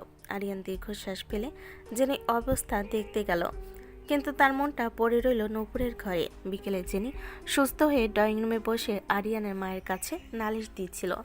খালা দেখুন না নপুর আমাকে কিভাবে হ্যারেস করছে। আরিয়ান ওকে কিচ্ছু বলে না, বললে ও এত মাথায় উঠছে। ঠিক তখনই নূপুর ঘর থেকে বেরিয়ে এলো। চোখ দুটো লাল হয়ে ফুলে আছে। সে কোনো কথা না বলে সরাসরি রান্নাঘরে গিয়ে শাইলা ভাবিকে জড়িয়ে ধরল। ভাবি, আমি বাড়ি চলে যাব। আরিয়ান স্যার আমাকে জেরিনের সামনে বকেছেন, উনি আমাকে ভালোবাসেন না। শাইলা ভাবি আরিয়ানের উপর রেগে গেলেন। তিনি ড্রয়িং রুমে গিয়ে আরিয়ানকে সবার সামনে দাঁড় করালেন। আরিয়ান, তুই কি মানুষ নাকি রোবট? নূপুর বেছি মেয়ে, ও একটু জেলাসি করতেই পারে, কিন্তু তুই জেনির পক্ষ নিয়ে ওকে সবার সামনে বকবি? যা, এখনই ওর কাছে মাপ চা। আরিয়ান ঘাবড়ে গেল। ভাবি ও তো জেনির ক্ষতি করছিল। চুপ কর আরিয়ান, জেনে আমাদের অতিথি, কিন্তু নূপুর এই বাড়ির লক্ষ্মী, তুই ওর মনে কষ্ট দিচ্ছিস। যা বলছে তাই কর। আরিয়ান বাধ্য হয়ে পড়ার ঘরে গেল। দেখল নূপুর মেঝেতে বসে অঙ্ক খাতা ছিঁড়ছে। প্রতিটি ছেঁড়া পাতায় লিখেছে। আরিয়ান স্যার একটা পচা কষাই। আরিয়ান ধীরে পাশে বসে। নূপুর, সরি, আমি আসলে বুঝতে পারিনি তুই এত কষ্ট পাবি। যান, জেরিনের কাছে যান, ওর কাছে প্রজেক্ট করুন। আমার খাতা দেখার দরকার নেই, আমি তো বেয়াদব। আরিয়ান এবার নূপুরের হাতটা ধরল। নূপুর হাত সরিয়ে নেওয়ার চেষ্টা করলো, কিন্তু আরিয়ান চালো না। পাগলি, আমি তো শুধু চাই তুই একটু ম্যাচিওর হোস। জেনি তো কাল পরশু চলে যাবে, কিন্তু তুই তো আমার চিরস্থায়ী মাথা ব্যথা। আয়, কান ধরছি, এবার হাস তো। নূপুর আরিয়ানের কান ধরে দেখে মুচকি হাসল। ঠিক আছে, মাফ করলাম, তবে শর্ত আছে। আজ রাতে জেনি যখন ড্রয়িং রুমে থাকবে, আপনি আমাকে পাজাকোলা করে ওর সামনে দিয়ে রুমে নিয়ে যাবেন। আমি দেখতে চাই ওর মুখটা কেমন হয়। আরিয়ান কপালে হাত দিল। তোর ড্রামা কোনো দিন শেষ হবে না নূপুর। রাত গভীর। জেনি ড্রয়িং রুমে বসে কফি খাচ্ছিল আর ভাবছিল কিভাবে আরিয়ানকে কবজা করা যায়। ঠিক তখনই আরিয়ান আর নূপুর সিঁড়ি দিয়ে নামছিল। নূপুর ইচ্ছে করে একটু হেলে পড়ার ভান করলো। উফ স্যার, আমার পায়ে খুব ব্যথা, আমি হাঁটতে পারছি না। আরিয়ান নূপুরের পরিকল্পনা বুঝতে পেরে মনে মনে হাসলো। সে জেনির চোখের সামনে নূপুরকে পাজাকোলা করে তুলে নিল। নূপুর আরিয়ানের গলার সাথে ঝুলে পড়ে জেনির দিকে তাকিয়ে বিজয়ের হাসি দিল। Aryan, what is this? তোমরা কি পাবলিকলি রোমান্স করছো? পাবলিকলি না জেনি, এটা আমার নিজের বাড়ি, আর ও আমার স্ত্রী। ওর পায়ে ব্যথা হলে আমাকে তো সেবা করতে হবে। তুমি কফি শেষ করে ঘুমিয়ে পড়ো। Good night. আরিয়ান নূপুরকে নিয়ে রুমে ঢুকে দরজা লাগিয়ে দিল। বাড়ি থেকে জেনি ল্যাপটপ আসার মারার শব্দ শোনা গেল। রুমে ঢোকার পর আরিয়ান নূপুরকে বিছানায় নামিয়ে দিল। নূপুর আজও সেই দুষ্ট হাসি নিয়ে আরিয়ানের চশমাটা খুলে ফেল। দেখলেন তো বিদেশি ম্যামের মেজাজ এখন কেমন? আজ রাতে কিন্তু কোনো অঙ্ক হবে না স্যার। আজ শুধু আমার উপর আপনার পুরো কনসেন্ট্রেশন চাই। নূপুর আরিয়ানের শার্টের বোতামগুলো খুলতে খুলতে বলল, জেনি আপু বলছিল আপনি নাকি বিদেশের মেয়েদের খুব পছন্দ করতেন, সত্যি কি তাই? আরিয়ান নূপুরকে নিজের দিকে টেনে নিল। বিদেশে অনেক মেয়ে ছিল নূপুর, কিন্তু কারো মধ্যে তোর মতো এমন ঝালমরিচ ছিল না। তুই আমার জীবনের সেই ইকুয়েশন যার কোনো সলিউশন নেই, শুধু মায়া আছে। আরিয়ান নূপুরকে জড়িয়ে ধরে তার ঘাড়ের কাছে নিজের ঠোঁট চুয়ালো। নূপুরের শরীর শিউরে উঠল। আরিয়ান খুব সহজে নিবিড়ভাবে নূপুরের শাড়িটা আলগা করে দিল। বিছানায় দুজনে খুনছুটি আর ভালোবাসা তখন অন্য মাত্রা পাচ্ছিল। আরিয়ান নূপুরের প্রতিটি ভাঁজে নিজের ঠোঁট দিয়ে ভালোবাসার স্বাক্ষর রাখছিল। নূপুর, এই যে আমাদের হার্টবিট বেড়ে যাচ্ছে, এটাকে বলে ফ্রিকোয়েন্সি। আজ আমাদের ফ্রিকোয়েন্সি যেন একদম ম্যাচ করে গেছে। আবার পড়াশোনা? আজ কিন্তু আমি আপনাকে কামড়ে দেব। আরিয়ান হাসলো এবং নূপুরের ঠোঁটে নিজের ঠোঁট ডুবিয়ে দিয়ে তার সব অভিযোগ মুছে দিল। সেই রাতে জেনি দরজার ওপাশে দাঁড়িয়ে যখন কান্নার শব্দ আর হাসির শব্দ শুনল, সে বুঝতে পারল আরিয়ানের জীবনে তার কোনো জায়গা নেই। পরের দিন সকালে জেনি ব্যাগ গুছিয়ে ট্যাক্সিতে উঠে বসলো। সে আরিয়ানের মায়ের কাছে মাপ চেয়ে বলল তার কিছু জরুরি কাগজ পড়ে গেছে, তাই তাকে আজই ফিরতে হবে। নূপুর গেটের সামনে দাঁড়িয়ে জেনিকে বিদায় দিল। আপু সাবধানে যাবেন, আর বিদেশের পিৎজা খাওয়ার সময় মাঝে মাঝে আমার ঝালমুড়ির কথা মনে করবেন। জেনি কোনো কথা না বলে ট্যাক্সি স্টার্ট দিতে বলল। ট্যাক্সি চলে যাওয়ার পর নূপুর আরিয়ানের হাত জড়িয়ে ধরল। এবার শান্তি, এখন শুধু আমি আর আমার কসাই মাস্টার। শান্তি অত সহজে নেই নূপুর, জেনে গেছে তো কি হয়েছে। তোর সামনের সপ্তাহে ফাইনাল পরীক্ষা, আজ থেকে ডাবল শিফটে পড়াশোনা। চল পড়ার টেবিলে। না, আমি আবার অজ্ঞান হব। রতন চাচা, পানি আনো। বিকেল 5টা। আরিয়ান পরের টেবিলে একদম রেডি হয়ে বসে আছে, হাতে একটা তীক্ষ্ণ লাল কলম আর চোখে সেই চিরচেনা গম্ভীর চশমা। নূপুরকে আজ পড়ার ঘরে আনার জন্য রতন মিয়াকে 3বার পাঠাতে হয়েছে। শেষ পর্যন্ত নূপুর এলো, তবে পরনে একটা উজ্জ্বল হলুদ শাড়ি, চুলে বড় একটা খোপা, আর তাতে এক গাদা হলুদ গাঁদা ফুল। আরিয়ান চশমার উপর দিয়ে তাকিয়ে বলে, পড়তে বসেছিস নাকি বসন্ত বরণ করতে এসেছিস? এই গাঁদা ফুলের ভারে তো তোর ঘাড়ি সোজা থাকছে না। অঙ্ক করবি কিভাবে? ও মা, আজ তো শুক্রবার, আজ একটু সাজগোজ না করলে কি হয়? আর ফুলের গন্ধে মাথা ঠান্ডা রাখে। আপনিই তো বলেছিলেন। আমি বলেছিলাম লজিক দিয়ে মাথা ঠান্ডা রাখতে, ফুলের বাগান দিয়ে নয়। এখন এই ত্রিকোণমিতির চ্যাপ্টারটা খোল। সাইন কস ট্যানের সূত্রগুলো আজ মুখস্থ না হলে কিন্তু আজ রাতে ডিনার বন্ধ। ডিনার বন্ধ করলে আমি শায়লা ভাবির ঘরে গিয়ে খাবো, আপনি পচা। আচ্ছা স্যার, একটা কথা বলুন তো, এই যে সাইন আর কস, এদের কি কোনোদিন বিয়ে হবে না? সারাদিন কি এরা শুধু মান বের করেই কাটবে? আরিয়ান মাথায় হাত দিল। নূপুর, অঙ্কের সাথে ফালতু কথা মিশাবি না, এই অঙ্কটা কর। নূপুর খাতা নিয়ে বসলো ঠিকই, কিন্তু তার মন পড়ে আছে আরিয়ানের পাঞ্জাবির বোতামের দিকে। সে কলম দিয়ে খাতায় বৃত্ত আঁকছে আর আরিয়ানের দিকে তাকিয়ে অদ্ভুত সব মুখভঙ্গি করছে। স্যার, আমার না খুব পানি তেষ্টা পেয়েছে, রতন চাচাকে ডাকবো? একদম না। তুই পানি খাওয়ার নাম করে রান্নাঘরে গিয়ে ললিতা খালার সাথে গল্প শুরু করবি। এই নে আমার বোতল, এটা থেকেই খা। নূপুর জল খেলো, 2 মিনিট পর আবার। স্যার, আমার এই কলমের কালিটা না কেমন ফিকে হয়ে গেছে, নতুন কলম আনতে হবে। তোর কলমের কালি নয়, তোর পড়ার ইচ্ছা ফিকে হয়ে গেছে। এই নিয়ে আমার পেন, এখন কর। নূপুর আবার দেখলো কোনো বাহানাতেই কাজ হচ্ছে না। সে হঠাৎ একটা বুদ্ধি বের করলো। সে আরিয়ানের টেবিলের নিচে নিজের পা দিয়ে আরিয়ানের পায়ে হালকা করে সুড়সুড়ি দিতে লাগলো। আরিয়ান চমকে উঠে নূপুরের দিকে তাকালো। পা সরা নূপুর, অসভ্যতা করিস না। পা তো সরছে না স্যার, পা বলছে মাস্টার সাহেব একটু আদর করো। আমি কি করব বলুন? নূপুর এবার খাতা ফেলে দিয়ে আরিয়ানের কোলের উপর ঝুঁকে পড়লো। আরিয়ানের বুকের ঠিক মাঝখানে নিজের আঙ্গুল দিয়ে গোল গোল বৃত্ত আঁকতে শুরু করলো। আরিয়ানের গাম্ভীর্যের দেওয়ালটা থরথর করে কাঁপতে লাগলো। নূপুর, তুই কিন্তু মায়ের খাবি। আমি অঙ্ক করাচ্ছি আর তুই। আর আমি প্রেম করছি।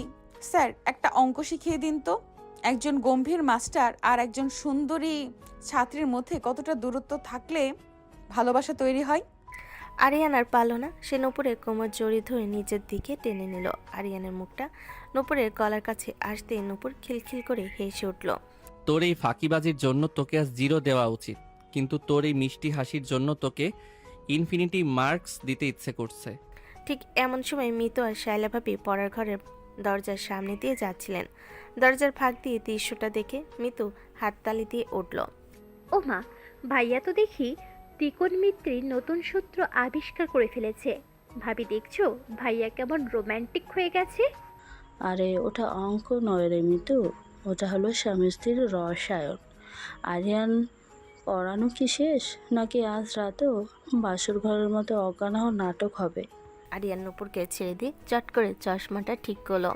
ভাবি ও তো কিছুই পারছে না, তাই একটু প্র্যাকটিক্যালি বোঝাচ্ছিলাম। স্যার বলেছিলেন ভালোবাসার ক্ষেত্রফল বের করতে হলে আগে বউকে জড়িয়ে ধরতে হয়। আরিয়ান চোখ বড় বড় করে নূপুরের দিকে তাকালো। আমি ওটা বলিনি, মিথ্যাবাদী পিচ্ছি একটা। পুরো বাড়িতে হাসির রোল পড়ে গেল। আরিয়ানের মা রান্নাঘর থেকে চেঁচিয়ে বলেন, আরিয়ান, বউকে বেশি বকিস না, ওর মাথা ছোট, এত অঙ্ক ওর মাথায় ধরবে না। এখন খেতে আয় সবাই। রাতে শোয়ার আগে আরিয়ান ডায়েরি লিখছিল। নূপুর এসে আরিয়ানের ডায়েরিটা কেড়ে নিল। আজ ডায়েরি লেখা বন্ধ, আজ আপনি আমাকে নামতা শেখাবেন। নামতা? তুই কি ক্লাস 2তে পড়িস? এটা স্পেশাল নামতা। 1 ঘরের নামতা হলো একটা চুমু, 2 ঘরের নামতা হলো 2টা কামড়। এখন শেখান। আরিয়ান হেসে নূপুরকে বিছানায় শুয়ে দিল। সে নূপুরের কানে কাছে গিয়ে ফিসফিস করে বলল, তোর এই সিলেবাসটা তো খুব ইন্টারেস্টিং নূপুর। আচ্ছা বলতো 3 ঘরের নামটা কি হবে? 3 ঘরের নামতা হলো সারা দিন আপনার বুকে মাথা রেখে ঘুমানো।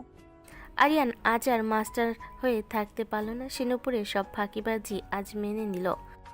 নূপুরের শাড়ির আঁচল সরিয়ে আরিয়ান যখন তার পেটে নিজের ঠোঁট ছোঁয়ালো, নূপুর শিউরে উঠল। ঘরের আলো নিভে গেল। মাস্টার ছাত্রীর ঝগড়ার এক নিবিড় প্রেমে পরিণত হলো। বিকেল 4টে। আরিয়ান পড়ার ঘরে বসে চশমাটা বারবার মুছছে। তার সামনে রাখা এক ঢাউস আকারের ক্যালকুলাস বই।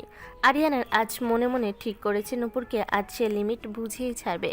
কিন্তু নূপুর আজ অন্য মেজাজে। সে জানে আরিয়ান স্যারকে বাগে আনতে হলে বইয়ের সূত্রে চেয়ে শরীরের হিল্লোল বেশি কার্যকর। নূপুর আজ ড্রেসিং টেবিলের সামনে আধা ঘন্টা ধরে সাজগোজ করেছে। চুলে একটা বড় খোপা, তাতে জড়িয়েছে এক গাদা সাদা বেলি ফুল। পরনে পাতলা ফিনফিনে একটা বেগুনি রঙের জর্জেট শাড়ি। ব্লাউজটা ইচ্ছে করে একটু ছোট আর ডিপ নেক করে পরেছে সে। নূপুর ঘরে ঢুকে আরিয়ানের টেবিলের ঠিক উল্টো দিকে বসলো না, বরং আরিয়ানের ঠিক পাশ গিয়ে ঘেঁষে বসলো। আরিয়ান খাতা থেকে মুখ না তুলে বলে, নূপুর, দূরত্ব বজায় রাখো। পড়ার সময় অন্তত 2 ফুট ডিস্টেন্স মেনটেন করা উচিত। কেন স্যার, আপনার কি চশমার পাওয়ার কমে গেছে? কাছে বসলে তো আপনি আরো ভালো দেখতে পাবেন। দেখুন তো, আজ আমার চোখের কাজলটা কি একটু বেশি কালো লাগছে? নূপুর ইচ্ছে করে আরিয়ানের কানে কাছে মুখ নিয়ে ফিসফিস করলো। আরিয়ানের শরীরের ভেতর একটা বিদ্যুৎ খেলে গেল। সে শক্ত হওয়ার চেষ্টা করলো। কাজল দিয়ে কি হবে? খাতায় যখন কলম চলে না তখন ওই কাজল দিয়ে তো আর অঙ্ক মিলবে না। এই যে এই লিমিটের অঙ্কটা ধরো। উফ স্যার, আপনি না আস্ত একটা জল্লাদ। দেখুন বাইরে কত সুন্দর রোদ, পাখির ডাক, আর আপনি আমাকে এই পচা অঙ্ক করাচ্ছেন। আপনার কি ইচ্ছে করে না আমার হাতটা ধরে একটু বারান্দায় গিয়ে দাঁড়াতে? নূপুর আরিয়ানের পাঞ্জাবির উপরে বোতামটা আলতো করে খুলে দিল। তার আঙ্গুলের ছোঁয়া আরিয়ানের বুকে লাগতেই আরিয়ান একটা দীর্ঘশ্বাস ফেল। নূপুর, অসভ্যতা করিস না।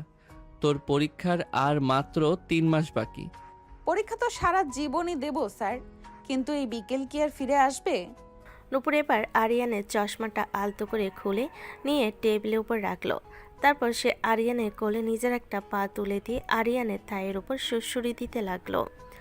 আরিয়ান এবার পুরোপুরি ঘায়েল। সে নূপুরের কোমরটা এক হাতে জড়িয়ে ধরলো। আরিয়ান নূপুরকে নিজের দিকে টেনে নিল। নূপুরের শাড়ির আঁচলটা ততক্ষণে মেঝেতে লুটুপুটি খাচ্ছে। আরিয়ানের হাত নূপুরের উন্মুক্ত পেটের উপর বিচরণ করতে লাগলো। তোর এই ফাঁকিবাজিগুলো দিন দিন বাড়ছে নূপুর।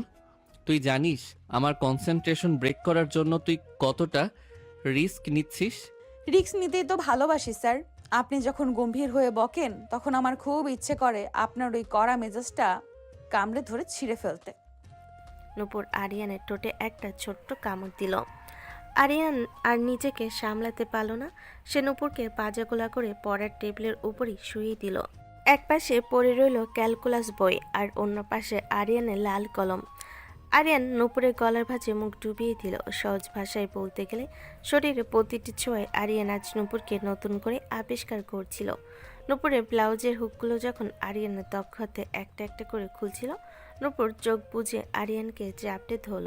আরিয়ান নূপুরের বুকের উপর নিজের মুখ ঘষতে ঘষতে ফিসফিস করলো, নূপুর, এই যে তোর হার্টবিট বাড়ছে, এটা কি জানিস? ফ্রিকোয়েন্সি। আজ তোকে আমি প্র্যাকটিক্যাল ফিজিক্স পড়াবো। পড়ান না স্যার, আমি তো আপনার সবচেয়ে অনুগত স্টুডেন্ট। পরের টেবিলের উপরই দুজনের ভালোবাসার এক উত্তপ্ত অধ্যায় শুরু হলো। আরিয়ানের কঠোর হাতের স্পর্শে নূপুর শিউরে উঠছিল। শাড়ির ভাঁজ খুলে যখন নূপুরের শরীর আরিয়ানের সামনে সম্পূর্ণ উন্মোচিত হলো, আরিয়ান মন্ত্রমুগ্ধের মতো তার পিচ্ছি বইয়ের রূপ দেখতে লাগলো। দুজনের শরীরে ঘাম আর বেলি ফুলের গন্ধ মিশে একাকার হয়ে গেল। আরিয়ান আজ কোনো মাস্টার নয়, সে আজ এক প্রেমিক পুরুষ যে তার চারটিকে ভালোবাসার পাঠ দিচ্ছে। ঠিক যখন পড়ার ঘরে নিস্তব্ধতা নেমে এসেছে, তখন বাইরে থেকে শায়লা ভাবির হাসির শব্দ শোনা গেল। শায়লা ভাবি আর মিতু দরজার সামনে এসে দাঁড়িয়েছে। তারা জানে আরিয়ান পড়ার সময় কাউকে ঘরে ঢুকতে দেয় না, কিন্তু আজ দরজাটা ভেতর থেকে লক নেই। কি গো ভাবি, পড়ার ঘরে এত নিস্তব্ধতা কেন? ভাইয়া কি নূপুরকে ঘুম পাড়িয়ে দিল নাকি? আরিয়ান, নূপুর, নাস্তার সময় হয়েছে। রতন মিয়া চটপটি বানিয়েছে। তোদের পড়াশোনা কি আজ শেষ হবে না? ঘরের ভেতরে আরিয়ান আর নূপুর তখন হন্তদন্ত হয়ে নিজেদের পোশাক ঠিক করছে। নূপুর শাড়িটা তড়িঘড়ি করে গায়ে জড়িয়ে চুলে হাত দিয়ে খোপা ঠিক করার চেষ্টা করলো। আরিয়ান তার চশমাটা খুঁজতে গিয়ে টেবিলের নিচে ফেলে দিল। আসছি ভাবি, আর 5 মিনিট। নূপুর একটা ইকুয়েশন মেলাচ্ছে তো তাই দেরি হচ্ছে। বুঝতে পারছি। কি ইকুয়েশন মেলছে? সাবধানে মিলাও বাবা, আবার যেন খাতা ছিঁড়ে না যায়। নূপুর লজ্জায় লাল হয়ে আরিয়ানের দিকে তাকিয়ে জিভ বের করলো। দেখলেন তো, আপনার প্র্যাকটিক্যাল ক্লাসের চক্করে সবাই বুঝে গেছে। ডাইনিং টেবিলে খেতে বসেছে সবাই। নূপুর আর আরিয়ান সামনাসামনি বসলো। নূপুর দেখলো আরিয়ানের ঠোঁটে সে কামড়ের দাগটা হালকা লাল হয়ে আছে। সে মুখ টিপে হাসছে। রতন মিয়া হাতে প্লেট নিয়ে বলে, স্যার, নূপুর আম্মাজানকে আজ কি পড়ালেন? আম্মাজানকে তো আজ খুব সুন্দর লাগছে, একদম তাজা মাছের মতো চকচক করছে। রতন মিয়া, তুমি এখন যাও তো, তোমার উপমাগুলো দিন দিন ভয়ঙ্কর হচ্ছে। আরিয়ানের বাবা চৌধুরী সাহেব বলেন, আরিয়ান, নূপুরকে আজ বেশি সময় পড়ালেই মনে হয়। পড়াশোনা ভালো, তবে মাঝে মাঝে রিফ্রেশমেন্ট দরকার। কাল তোকে আর নূপুরকে একটা সিনেমা দেখে আসার টিকিট করে দেব। নূপুর খুশিতে আটখানা। সে টেবিলের নিচে আরিয়ানের পায়ে পা দিয়ে সুরসুরি দিয়ে বলল, না বাবা, স্যার তো বলেছেন উনি আমাকে বাড়িতেই 3D সিনেমা দেখাবেন। ওনার নাকি অনেক কালেকশন আছে। আরিয়ান বিষম খেলো। আমি কবে বললাম বাবা ও মিথ্যা বলছে? আমি ওকে সিনেমা নয়, জ্যামিতি দেখাবো। হ্যাঁ আরিয়ান, সারাদিন কি অঙ্ক ভালো লাগে? নূপুর মা, তুই চিন্তা করিস না, কালকে তোকে আমি মার্কেটে নিয়ে যাব, অনেকগুলো শাড়ি কিনে দিব। নূপুর বিজয়ী হাসিতে আরিয়ানের দিকে তাকালো। আরিয়ান মনে মনে ভাবলো, এই মেয়েটাকে সামলানো মানে হলো বিশ্বের সবচেয়ে কঠিন থিওরি প্রমাণ করা। তবে প্রুভড হোক আর না হোক, এই প্রসেসটা বড্ড আনন্দদায়ক। রাত 12টা। আরিয়ানা নূপুর ছাদের এক কোণে দাঁড়িয়ে। চারিদিকে অন্ধকার, শুধু চাঁদের আলোয় নূপুরের মুখটা উজ্জ্বল করছে। আরিয়ান নূপুরকে পেছন থেকে জড়িয়ে ধরল। নূপুর, তুই কি জানিস, তুই আসার আগে আমার জীবনটা ছিল একটা ব্ল্যাকবোর্ডের মতো, যেখানে শুধু সাদা চকের ডাস্ট ছিল, কিন্তু তুই এসে সেখানে রং ছড়িয়ে দিয়েছিস। আর আপনি সেই রঙগুলো মুছে দিয়ে শুধু অঙ্ক বসাতে চান। স্যার, আমাকে কথা দিন, পরীক্ষার দিন আপনি আমাকে নিয়ে পাহাড়ে যাবেন। সেখানে গিয়ে আমি চিৎকার করে বলবো আমার বরটা একটা আস্ত কসাই। কথা দিলাম, তবে পাহাড়ে গিয়েও যদি তুই নামটা ভুল করিস, তবে কিন্তু ওখান থেকেই তোকে ধাক্কা দিয়ে নিচে ফেলে দেব। নূপুর খিলখিল করে হেসে আরিয়ানের বুকে মুখ লুকালো। এই বাড়িতে মাস্টার আর ছাত্রী প্রেম এখন শুধু পড়ার ঘরে সীমাবদ্ধ নেই, ওটা এখন পুরো পরিবারের প্রাণের স্পন্দন হয়ে দাঁড়িয়েছে। অবশেষে সে মাহেন্দ্রক্ষণ উপস্থিত। নূপুরের এইচএসসি পরীক্ষার রেজাল্ট আজ। বাড়ির সবার হার্টবিট আজ লঘিষ্ঠ গরিষ্ঠর মতো ওঠানামা করছে। আরিয়ান ড্রয়িং রুমে ল্যাপটপ নিয়ে বসে আছে, আর নূপুর জায়নামাজে বসে দোয়া পড়ছে যেন কোনো মতে পাশটা হয়ে যায়। হঠাৎ আরিয়ান চিৎকার করে উঠল। পুরো বাড়ি নিস্তব্ধ। নূপুর ভয়ে চোখ বন্ধ করে ফেলল। নূপুর, এদিকে আয় জলদি। নূপুর কাঁপতে কাঁপতে এগিয়ে গেল। আরিয়ান ল্যাপটপ ঘুরিয়ে ধরল। স্ক্রিনে বড় করে লেখা GPA 5। নূপুর বিশ্বাস করতে পারছে না সে অঙ্কে A+ পেয়েছে। ও মা, আমি কি আসলেও গোল্ডেন পেয়েছি, নাকি আপনি জালিয়াতি করে রেজাল্ট এডিট করেছেন স্যার? আরে গাধি, তোর মাস্টারকে সেটা ভুলে গেলি? তোকে দিন রাত যে টর্চার করেছি, এটা তারই ফল। অভিনন্দন আমার প্রিয় অবাধ্য ছাত্রী। নূপুর খুশিতে আরিয়ানকে জড়িয়ে ধরে সবার সামনে একটা ঝাপ্পি দিয়ে দিল। মফিজ সাহেব আর আরিয়ানের বাবা চৌধুরী সাহেব একে অপরের দিকে তাকিয়ে হাত ধরে হাসছেন। রতন মিয়া পাশ থেকে চেঁচিয়ে বলল, আম্মাজান তো পাস করে গেছেন, এবার কি স্যারকে রিটায়ারমেন্ট পাঠাবে? শাইলা ভাবি আর মিতু মিষ্টির প্যাকেট নিয়ে হাজির। শাইলা ভাবি টিপ্পনি কাটলেন, রেজাল্ট তো ভালোই হলো, এখন আরিয়ানের কি ছুটি, নাকি এবার অনার্সের সিলেবাস শুরু হবে? সবাই হেসে দিল। রাত গভীর। বাড়ির সবাই উৎসবে ক্লান্ত হয়ে ঘুমিয়ে পড়েছে, কিন্তু আরিয়ানের ঘরে আজ বিশেষ আয়োজন। আজ আর কোনো পড়ার চাপ নেই, আজ শুধু প্রশান্তির আনন্দ। আরিয়ান ঘরে ঢুকে দেখল নূপুর আজ একদম অন্যরকমভাবে সেজেছে। সাদা একটা পাতলা লিলেন শাড়ি, ব্লাউজটা হুকিন, শুধু ফিতে দিয়ে বাঁধা। আজ তো পড়াশোনা নেই নূপুর, আজ কেন এই সাজ? আজ আমার ভাইবা স্যার, সারা জীবন আপনার কাছে পড়ার অনুমতি পাবো কি না তার ভাইবা। নূপুর আরিয়ানের কাছে এসে দাঁড়ালো। আরিয়ান তার চশমাটা খুলে টেবিলের উপর রাখলো। আজ আরিয়ানের চোখে কোনো শাসন নেই, আছে এক সমুদ্র মুগ্ধতা। সে নূপুরকে পাজাগোলা করে বিছানায় নিয়ে এলো। নূপুর, তোকে পাশ করানোর জন্য আমাকে অনেক কষ্ট করতে হয়েছে। আজ কি তার পারিশ্রমিক পাবো না? পারিশ্রমিক তো অনেক আগেই আপনার অ্যাকাউন্টে জমা হয়ে গেছে স্যার, এখন শুধু উইথড্র করার পালা। আরিয়ান আজ তার পিচ্ছি বুকে ভালোবাসার সবটুকু দিয়ে ভরিয়ে দিল। শাড়ির বাঁধন যখন আলগা হয়ে মেঝেতে পড়ে গেল, তখন ঘরে নীল আলোয় তাদের দুটি শরীর এক হয়ে মিশে গেল। আরিয়ান নূপুরের প্রতিটা নিঃশ্বাসে নিজের অস্তিত্ব খুঁজে পাচ্ছিল।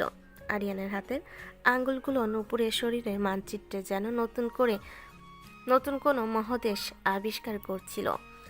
আরিয়ান নূপুরের কানে কাছে গিয়ে কামড় দিয়ে বলল, শোন নূপুর, পরীক্ষা শেষ হয়েছে ঠিকই, কিন্তু আমাদের এই ভালোবাসার সিলেবাস কোনোদিন শেষ হবে না। প্রতি রাতে তোকে নতুন নতুন চ্যাপ্টার শেখাবো।